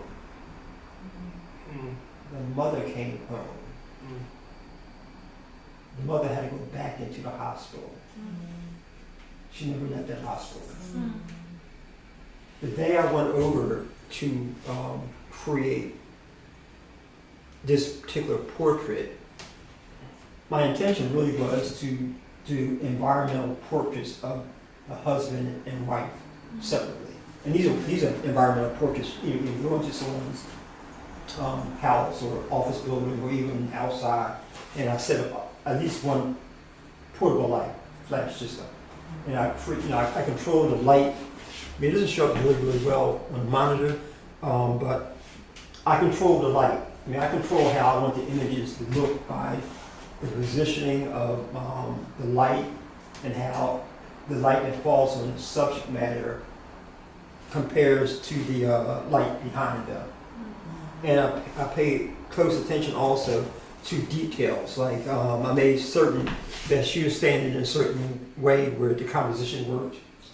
I noticed she had a tattoo on her left shoulder, and I asked her to pull the, I call it blouse down, swear down a little bit, because I wanted to see the image of the tattoo. And normally what I do when I'm creating portraits, I ask them to turn a little bit to the right, to the left, and just like really, really subtle things. Because I'm making a diagonal image, and I'm making an image that is pleasing to my heart. And that's what this was all about. I wasn't able to do the portrait of the father because he was on an air support system. She also has a sister, and her sister just couldn't do the portrait that day. It was just too much going on. I mean, their mother had died I think maybe 2 weeks prior. I don't think they had the funeral yet. I don't think. I'm not really certain, but it was pretty close. And they initially didn't tell her husband her condition. But he found out. They eventually told him. So always work on projects. It helps me to focus, it helps me to tell a story, and it gives me the opportunity to practice. Because I'm always practicing photography. I'm always looking at light. Like this young lady, I'm looking at the way the light falls on her eyes and the forehead and how the black mask. I mean, I just look at things all the time. I look at light all the time. So, just moving forward. So this next image is of a RN nurse in Wilmington, Delaware. I approached her about doing a portrait because she's in the medical field, and I wanted to get information on how she responded to COVID-19 on a professional level. She never caught COVID-19, but I'm always interested in hearing from medical people about how long you think this is going to last. Are the vaccines going to work?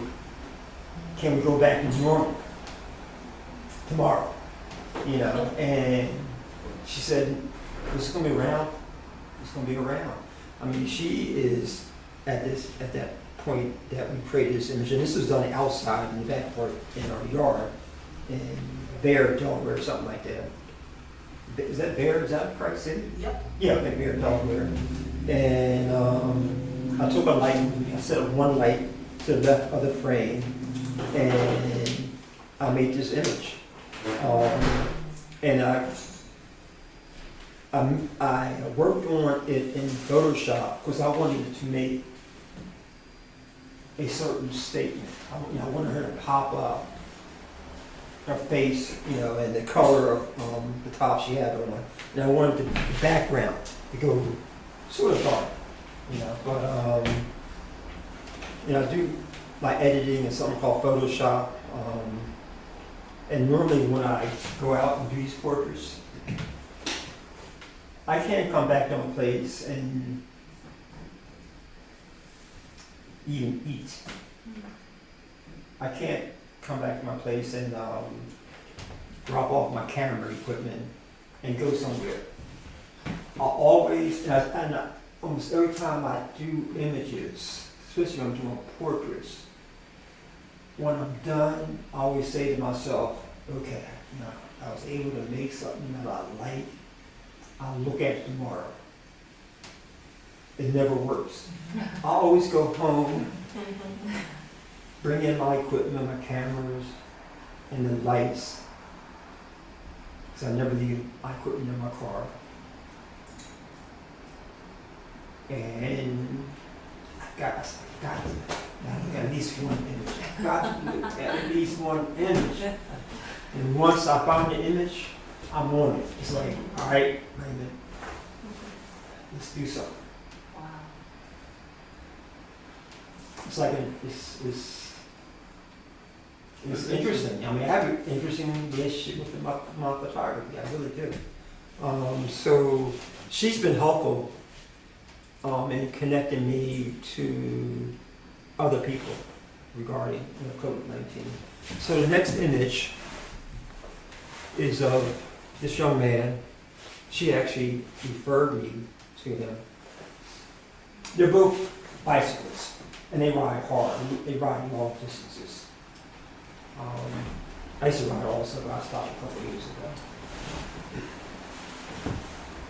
He caught COVID-19.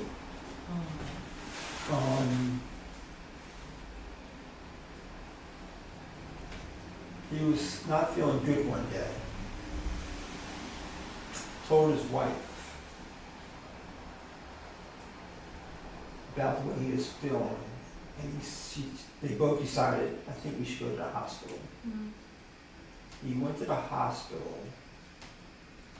They kept him.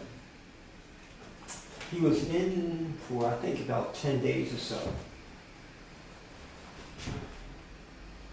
Maybe 2 weeks. But he told me this story. He was sharing his room with another patient, and he was not feeling well. He was not feeling well. He was having a problem breathing for real. The patient next to him told him one day, he said, man, I didn't think you were going to make it. I did not think you were going to make it. He told him, you were looking bad. And he shared this story with me. So one night, I saw this vision. I had this vision for this experience.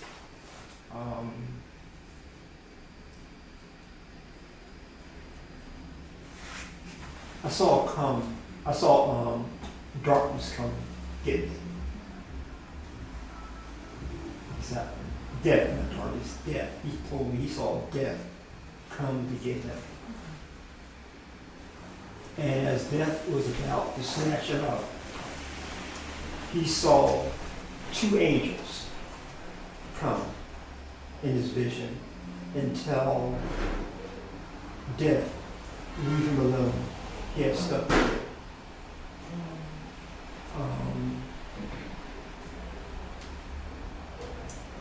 And he was serious about that experience. He believes that two angels came to get him.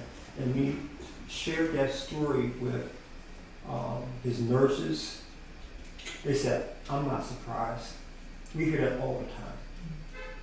You know, so I think one reason why I just like to listen to people's stories about life. I think life is, on this particular planet, life is like really, really interesting. And he recovered pretty quickly once he came out the hospital. And he believes one reason why he was able to get back to work so quickly was, of course, as a bicyclist, and the fact that he rode so frequently and for long distances, it kept his lungs really, really strong. You know, so that's the reason why take care of yourself. You know, take care of yourself. Life is fragile. Something tried to come get him. Something also came to save him. You know, so the photography again is about not just straight images, but it's about listening to stories and sharing the stories with the other humans on this planet. Because I think that's what I'm supposed to do. You know, create these images, share these stories. And this is like a very long-term project, I think. And I worked on a project out Alzheimer's years ago. My father developed it. But I worked on it for like 10 years, and that was way too long to work on something like that. So I'll probably finish this by the end of the year, and I'll cut it off. And then I decided I'm going to create a project about love. About love. Love, peace, and happiness. You know? So I'll move on to the next page. And also I asked him to, when we were going through the process of creating images, I asked him to do that. You know, because I wanted to show like tension. Because at one time this guy was fighting for his life. I mean, he was fighting for his life. And I don't think you'll see any image in here where people are actually smiling directly at me, because I believe that normally people don't smile. I mean, if you're sitting quietly, not because they don't smile because they're unhappy, but that's not. I only know one person that actually smiles all the time that I've seen. You smile, right? But there's someone that actually, when I was walking somewhere yesterday, because I know that through the years I've kind of I have like a stoic facial expression, but that's not who I really am. I'm like really, really a fun guy. I like to take chances, go around people I know, they think I'm silly. My sister, I probably used to get on her nerves. I probably used to still get on her nerves. I can be like really, really silly. But if you see me somewhere else, like I'm taking pictures, I'm like different. I'm cool. I'm cool. I mean, I look cool, don't I? Anyway, that was fun for me. Okay, so let's go to the next one. Okay, so this is another nurse. She's an RN. And she is a nurse who travels. Around Philadelphia. So she goes to people's homes provide medical service to them. She developed COVID-19. I think I did this in 2021 also. My sister referred me to her. But anyway, I met her one day out in Cheltenham area of the city, and she was kind of walking slow. But I thought she was walking slow because she had these high-heeled shoes on. You know, like some women, they get all dressed up and they wear these high-heeled shoes and pointed toes, and they walk like really, really funny, like they can barely walk and everything, you know. And I thought, well, why did she wear these daggone shoes, you know? But she told me she was going to a social event later in the day. So I said, okay, but still, I mean, that's crazy. If I was a woman, I don't know why y'all do that thing. You know, but anyway, so what I realized later, she was a long hauler. She had long COVID, and she hadn't recovered from it yet. So she would go through days where she didn't have any energy almost. I mean, I didn't really put two and two together until later on when I got back home and started thinking about things a little bit. She wasn't able to work for a couple of months. Husband had to take care of her when she came back from the hospital. Not really certain how long she was in the hospital. She is or was a long hauler. And she caught COVID-19. And we met, and again, I mean, like I said, I always take at least one light, portable light with me, and I chose the where I wanted her to stand. I looked at the background, so I made a decision with regard to composition. I wanted to make certain that this line going up and down here, this line was, was working well. I wanted to make sure that the light that was falling on her face had a good relationship to the light in the sky. And then again, I worked with her a little bit in Photoshop, and I did some other adjustments. One of the things that has been happening with my photography in the last couple of years, since COVID-19 hit, it's been looking different. I'm getting to the point where we weren't allowed when I first got into photojournalism to manipulate images. Everything had to be what they would call pure. And that's one reason why I like Orion Carver's work. Of course, his work was not pure at all, but we're allowed to, well, I shouldn't say we're allowed. I'm manipulating my images. Talk to my soul, when my soul talks to me and says, do this. So this is sort of manipulated to some extent, and only in that I wanted the edges to be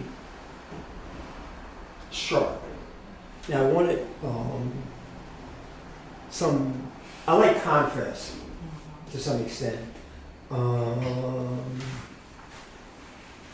I want the image to talk to me, and I want the image to, if you're walking by, minding your own business, you're at like a photo show or something, like a photo exhibit, you're walking by, you're talking to your friends, you look at the image, you walk by, look at the image, and you forget about your friend for a minute or so, because you gotta look at that one image. My goal, to be honest, is to make these things like big. My goal, long-term goal, have one person exhibit for the Museum of Art, Barnes Museum. Barnes Foundation. I have a huge body of work. As mentioned earlier, about the Brooklyn Museum of Art and maybe some major publications. There's never been a black photographer in Philadelphia who has had a one-person exhibit at the Philadelphia Museum of Art. I've seen images or exhibits there by others. I don't know why this stuff is there. I just think it's connections. My Alzheimer's project is worthy of being in a major exhibit, in a major, museum, major gallery. So one of the processes I'm working through now is figuring out how to meet the people and making my mind stronger and stronger.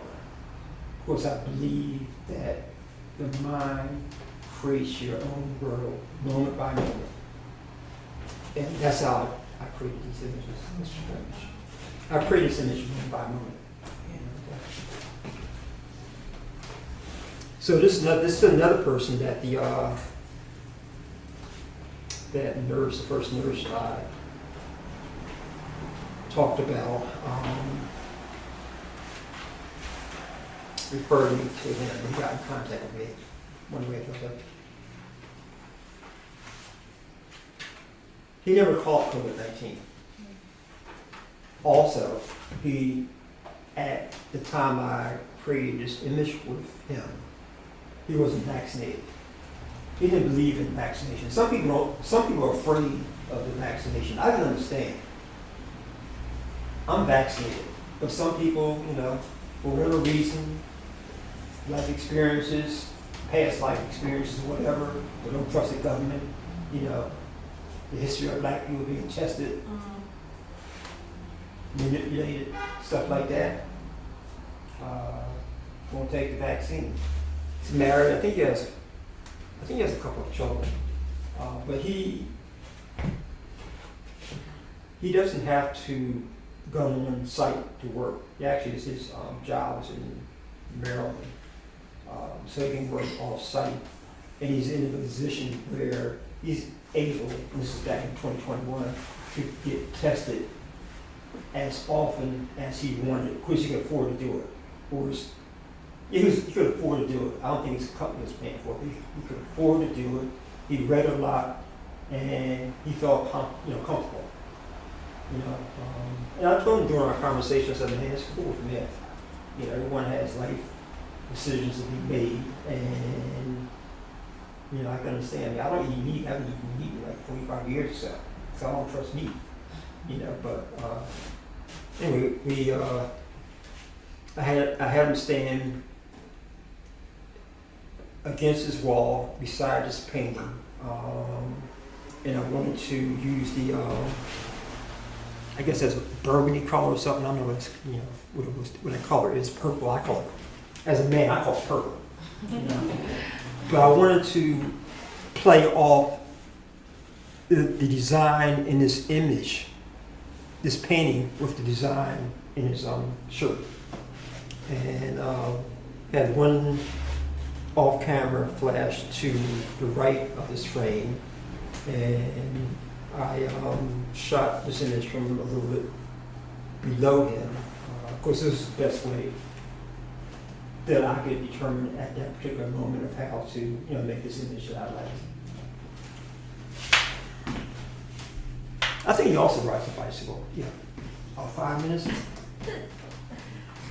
I was getting good at this. Okay, so this guy, he caught COVID-19. Was in a hospital for about 10 days. Had to isolate himself for 2 weeks after he came out. Actually, this is the first day out with me of his house. This woman's name is Robin. She's actually the first person I did this project on. Well, it's doing portraits. Her older sister was in a nursing home. Caught COVID-19 in a nursing home in 2020. Died in the nursing home. She died in the nursing home by herself.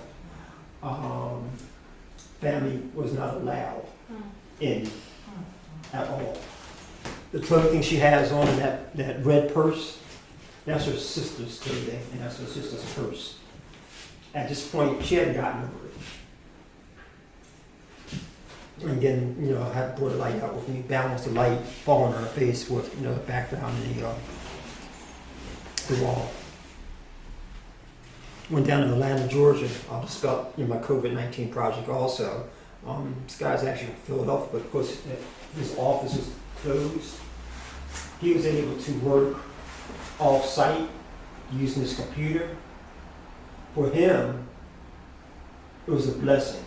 There are certain people who benefit from the pandemic. He was one of them. Atlanta, Georgia. No wintertime. This assignment I did for Washington Post. First assignment I ever did for them. Who is that? Who do you think it is?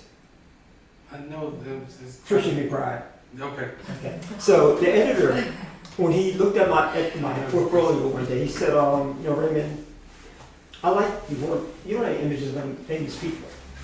I didn't hear from the guy for a month. He called me one day. He called me. He said, Raymond, I have an assignment for you.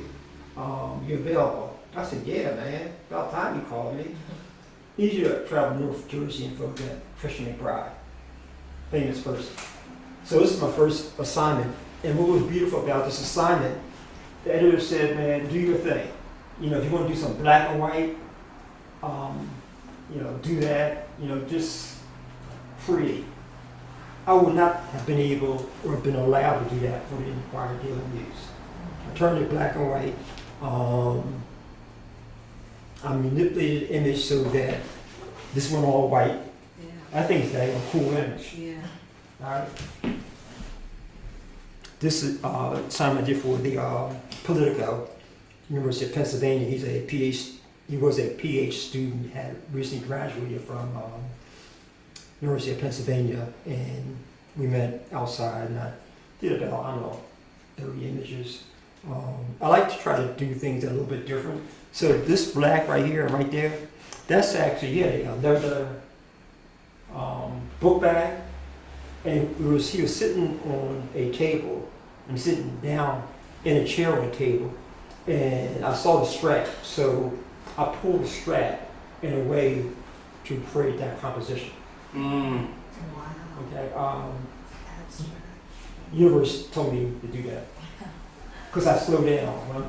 I slowed down. I mean, I really slowed down moment by moment. So, Rodney, do you mind if we ask questions? Sure, yeah. One of the things that I'm looking at is that usually for amateur photographers, we're told never take pictures of people, put them in the center of the right, yes. But yours worked, and you did that, it looks like you did a lot of your pieces. But yours worked because it seems like the environment, and like we talked about the book bag, so you don't notice that this person's in the center, you notice the whole composition. Yeah, right. Yeah, because I'm creating, I'm really creating. I'm not like just taking a picture. Mm-hmm. I'm really creating images, and I'll look, and I'll see the, I saw the strap, and I pulled it up, why I'm pulling the strap, I had the camera in my right hand, pull the strap up, looking for the right angle, use flash again, off-camera flash. This guy said he wasn't going to like his images. He didn't think he was good looking. When we saw the images come out, he emailed me and said, man, I'd like to buy some of your images. Wow. But once I told him the price, he said, okay, I can't afford it. Right. You got to pay me. You got to pay me. You got to pay me money for real. Right? The trip is over. It's time to make money. All right, because only have a few more actually. Protests in 2021, Center City, protesting Trump.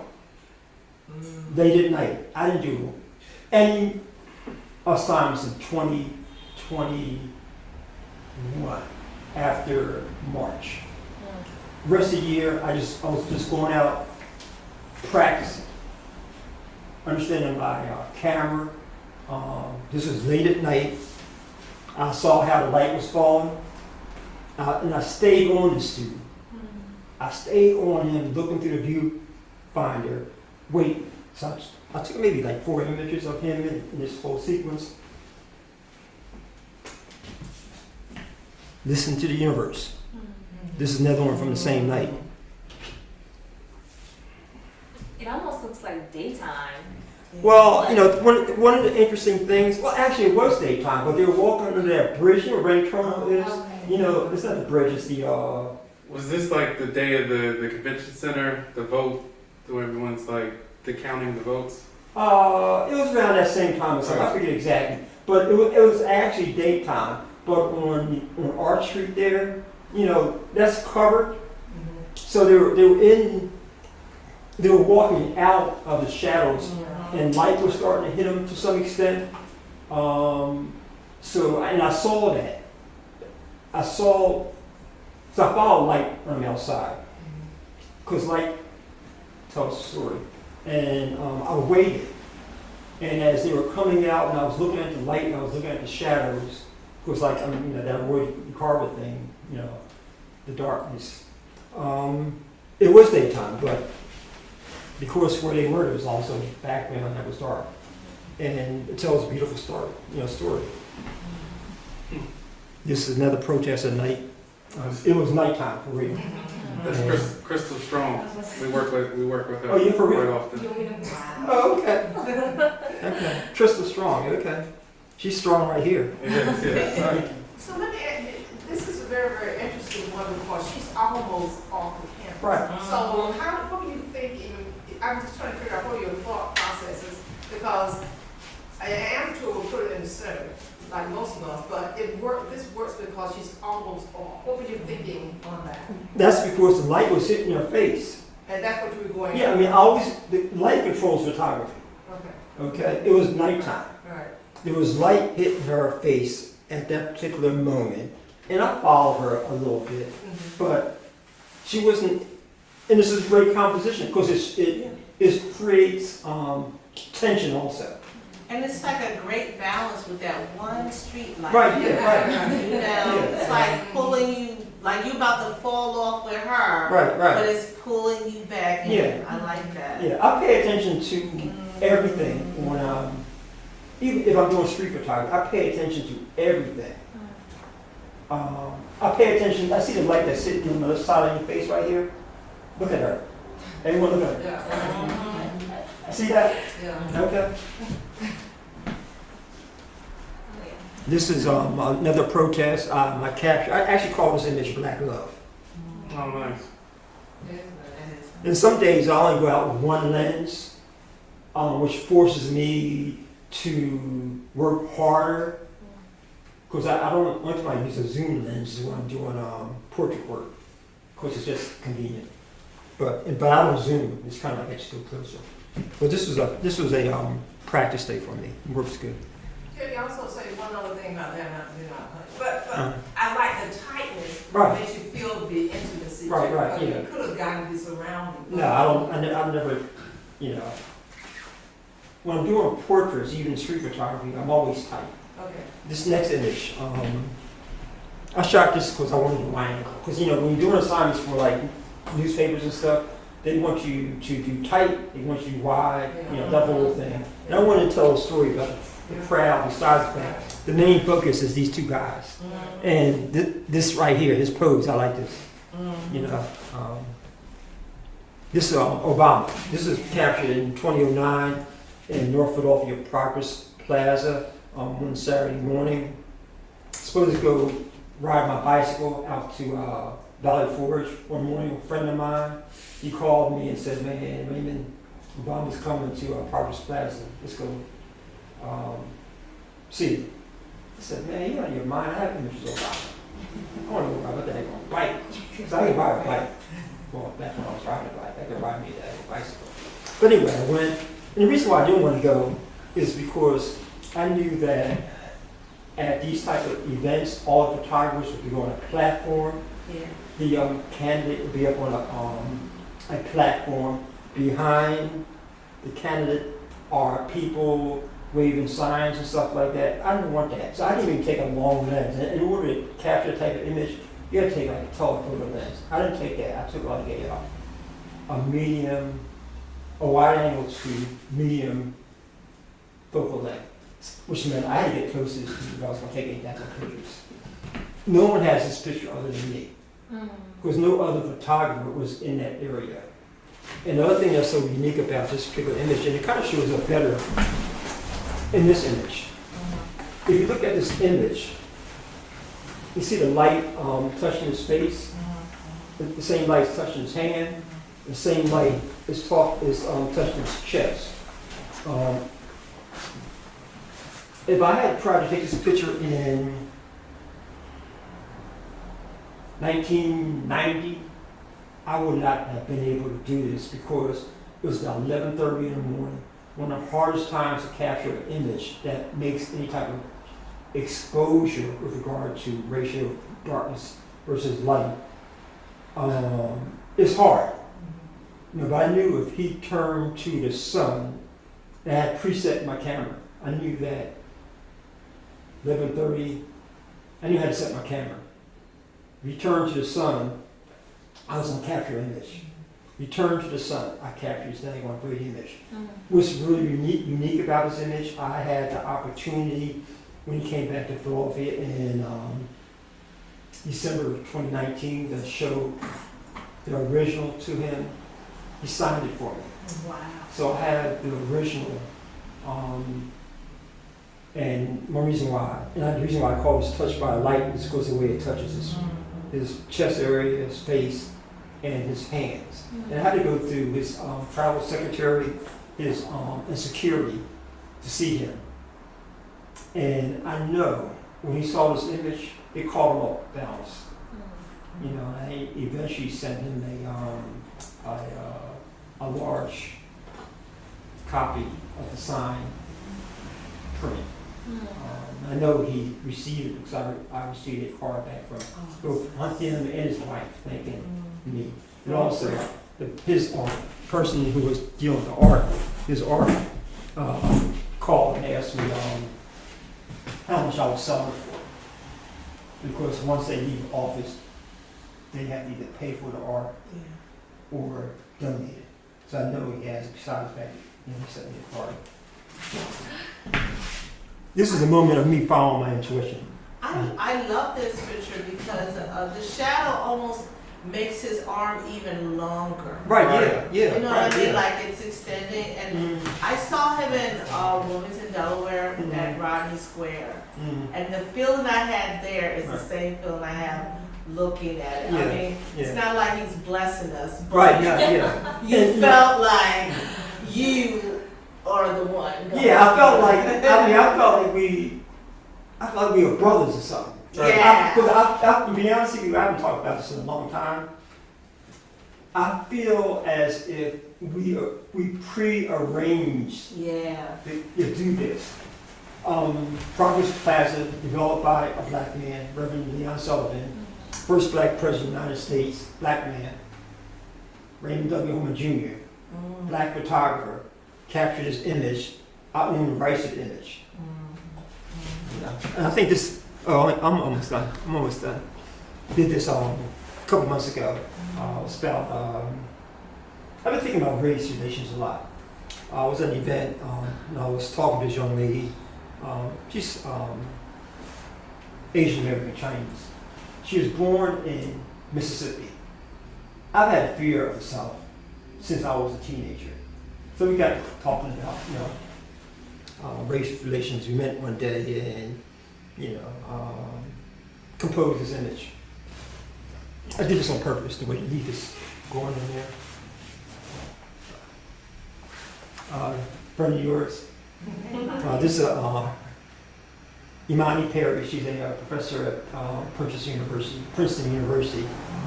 Did this assignment for Washington Post. So I've done two famous people now. I mean, I told her that day, so I'm not famous. I was saying that, I don't know. She considers herself famous. Yeah, right. No, she doesn't think so. That's what she told me anyway. Right. But she's famous. And this is the last one. Wanted to do a portrait. Actually, I had to come over to my place for her husband. And I forget what this was. She was wearing it somehow. I didn't like it. I needed to do something different. So I had her wrap it around her head and that whole thing. I think it's a nice image. That's it. That was so much that I need to do more of these. I need to do this at the Museum of Art. Okay, thank you. We can set up something like that. Raymond, so thank you so much for sharing your photography with us. I met Raymond about 4 or 5 months ago. Right. Maybe. Right, yes. And I knew he was special. And I was like, oh, yeah. She never said anything to me. Right. I've been trying to photograph this woman, make a portrait of her for the past, 2 months. Yeah. She just brushes me off. No, we'll make it happen. But thank you so much for sharing your art, your work with us. I know we asked a little bit of questions, and I know we're tight on time, but are there questions from the audience here or questions from our virtual audience? I have a question. Well, first I want to say your work is freaking phenomenal. And you're right. You have such a signature style. It's gorgeous how you make everything abstract in the background and it blends with the person. But I want to know, do you miss the dark room and the process of seeing the picture like slowly appear? Initially, it was hard for me to go from shooting film to shooting digital. But eventually I had to because the newspaper industry had gone to shooting digital. And I remember one day I was doing a corporate job and I took my film cameras and I took my digital cameras. And I said, this is ridiculous. I'm carrying 4 bodies around me. I gotta start shooting digital. So on that day, I shot nothing but digital. And then what eventually happened, when I was working on my Alzheimer's project, it was called Portraits of Family Caregivers of People with Alzheimer's Disease / Dementia. I was asked to have an exhibit at the African American Museum, a one-person exhibit. And I decided I'm going to print these prints myself out. I have a big printer at home, which no longer works because I don't use it. Because I was afraid for a couple of reasons. I used to be accustomed to black and white photography, which means I don't ever really see it in color. I see it in black and white, and I see it in composition. So when I had to do 52 portraits, it scared the hell out of me. Because I was afraid, because light, the different light affects color different. Because different light, fluorescent light is a colder light vibration. This is tungsten, I think. It's a warmer. But once I printed that project and night of the book, after seeing the prints, they were big prints. They were this size basically. The stuff was beautiful, so I've never had a problem since. But initially, I had a problem working on the computer. It was driving me kind of hard. So you spoke a little bit about like the legacy of black photographers in Philadelphia. I think Jack T. Franklin's collection is something that needs to be treasured and needs to be taught to the next generation. John Mosley's collection, someone needs to be taught and told to the new generation. As you are putting together like your own, catalog, and the type of stories that you think are important that would jump out from like the catalog to the next generation. If those two represent sort of like post-war black Philadelphia history. It's like every moment I can think of like either John Mosley or Jack T. Franklin was on the scene. I have kind of always felt as if I don't belong in Philadelphia. I don't think Philadelphia is a good city for black serious photographers. I'm a black serious photographer, always been. I mean, I always have been. This is not a good city for me. Jack Franklin got a good legacy.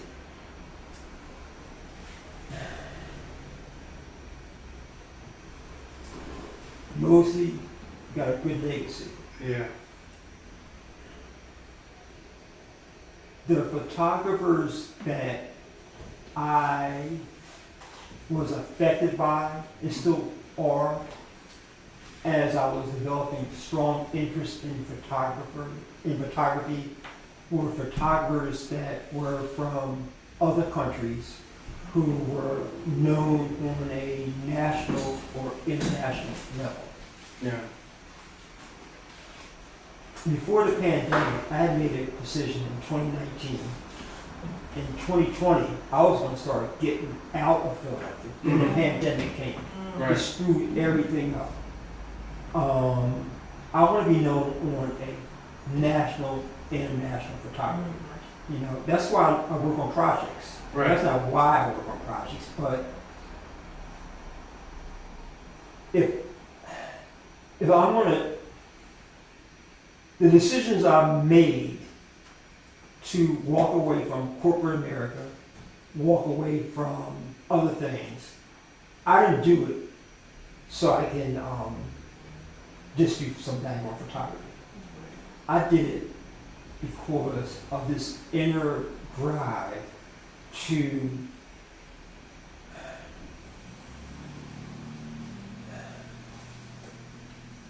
answer this photography urge, just that going strong karma that that's grabbed a hold of me for like a long time. And when there have been challenges, there's been some serious challenges in this daggone thing. There's been some like serious challenges.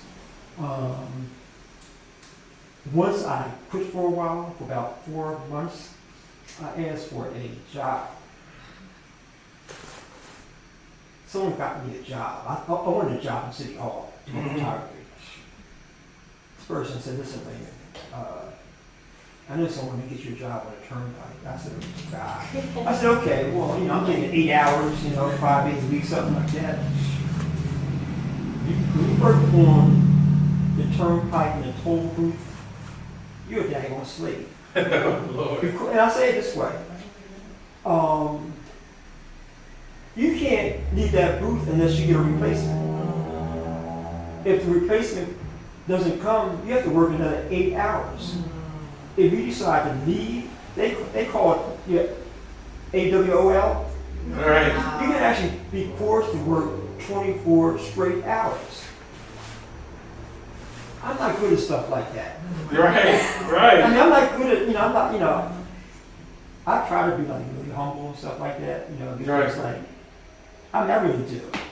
Y'all got me talking, so my personality came out. Yeah. But I really try, I try to follow the path in the laws of the universe as much as I can. And I try to learn from past stuff. But this photography is, I guess it is my mistress. Yeah, that's a good thing. Thank you all so very much. Thank you for your time today. I just want to say a huge thank you to the staff who helped make all this happen. First of all, Sherry, thank you for just bringing everything together. Thank you, Chris. Thank you, Tafari. Sophia's out there somewhere. Thank you, Ms. Renoka. And thank you, Janice, our executive director, who can't be here with us today, but thank you so much. And of course, thank you to our presenters who just made this day even more special. And I just want to invite Sherry up just to close us out, just to tell us a little bit about what's to come for our Arts in the Parlor series.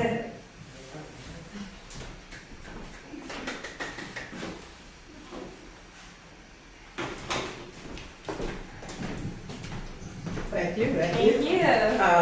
I think I can remember everybody. We have some exciting people coming up. Our next part of the series is in 2 weeks. We will have, it's called Design, and we will have scarves by Rashidi. This is a man who basically makes his own scarves, and they are beautiful. The person who will be joining him on that Sunday will be Sisters Interacting Through Stitches. And this is a wonderful group of women, I don't know if they're in the men, it might be, who basically stitch. They crochet, they knit, and some of them also make quilts. And the exciting thing about it is that they would be making a small quilt that we can hang in the house of Paul Robeson. And this quilt will be focusing on his text. He loved his texts. So we're really looking forward to hearing from both of those groups. And 2 weeks after then, we have another musical performances, similar to the ones that we had 2 weeks ago. We have a violinist. That's what I'm trying to figure this off the top of my head. But there's going to be a musical. Like I mentioned earlier, get on our mailing list. You can see the entire lineup. And our last is a performance. It's something we're very excited about. It is a dinner, a meal that will be done by Chef Omar Tate. And Chef Omar will, come up with a menu, do the food. You can order the food from him, and we're going to have him here in the house talking about food and like culture and the connection between the two. So that's very, very exciting, and we're looking forward to that. But don't forget, all this is happening here at the Paul Robeson House. Is part of what we're trying to do to keep his legacy alive. Paul Robeson was a man of immense talents, and that's one of the things that we're trying to do with Arts in the Parlor and all of the programs that we have here at the house. So stay with us. We're doing very, very important and very, very fun things here. Thank you. Thank you. One more plug. You might ask, how can I stay connected? How can I get involved? We are looking for volunteers. Please visit our website, email us, let us know how you want to stay involved. Come see us, check us out here at the house, and we look forward to seeing you in 2 weeks. Have a great afternoon. Bye-bye.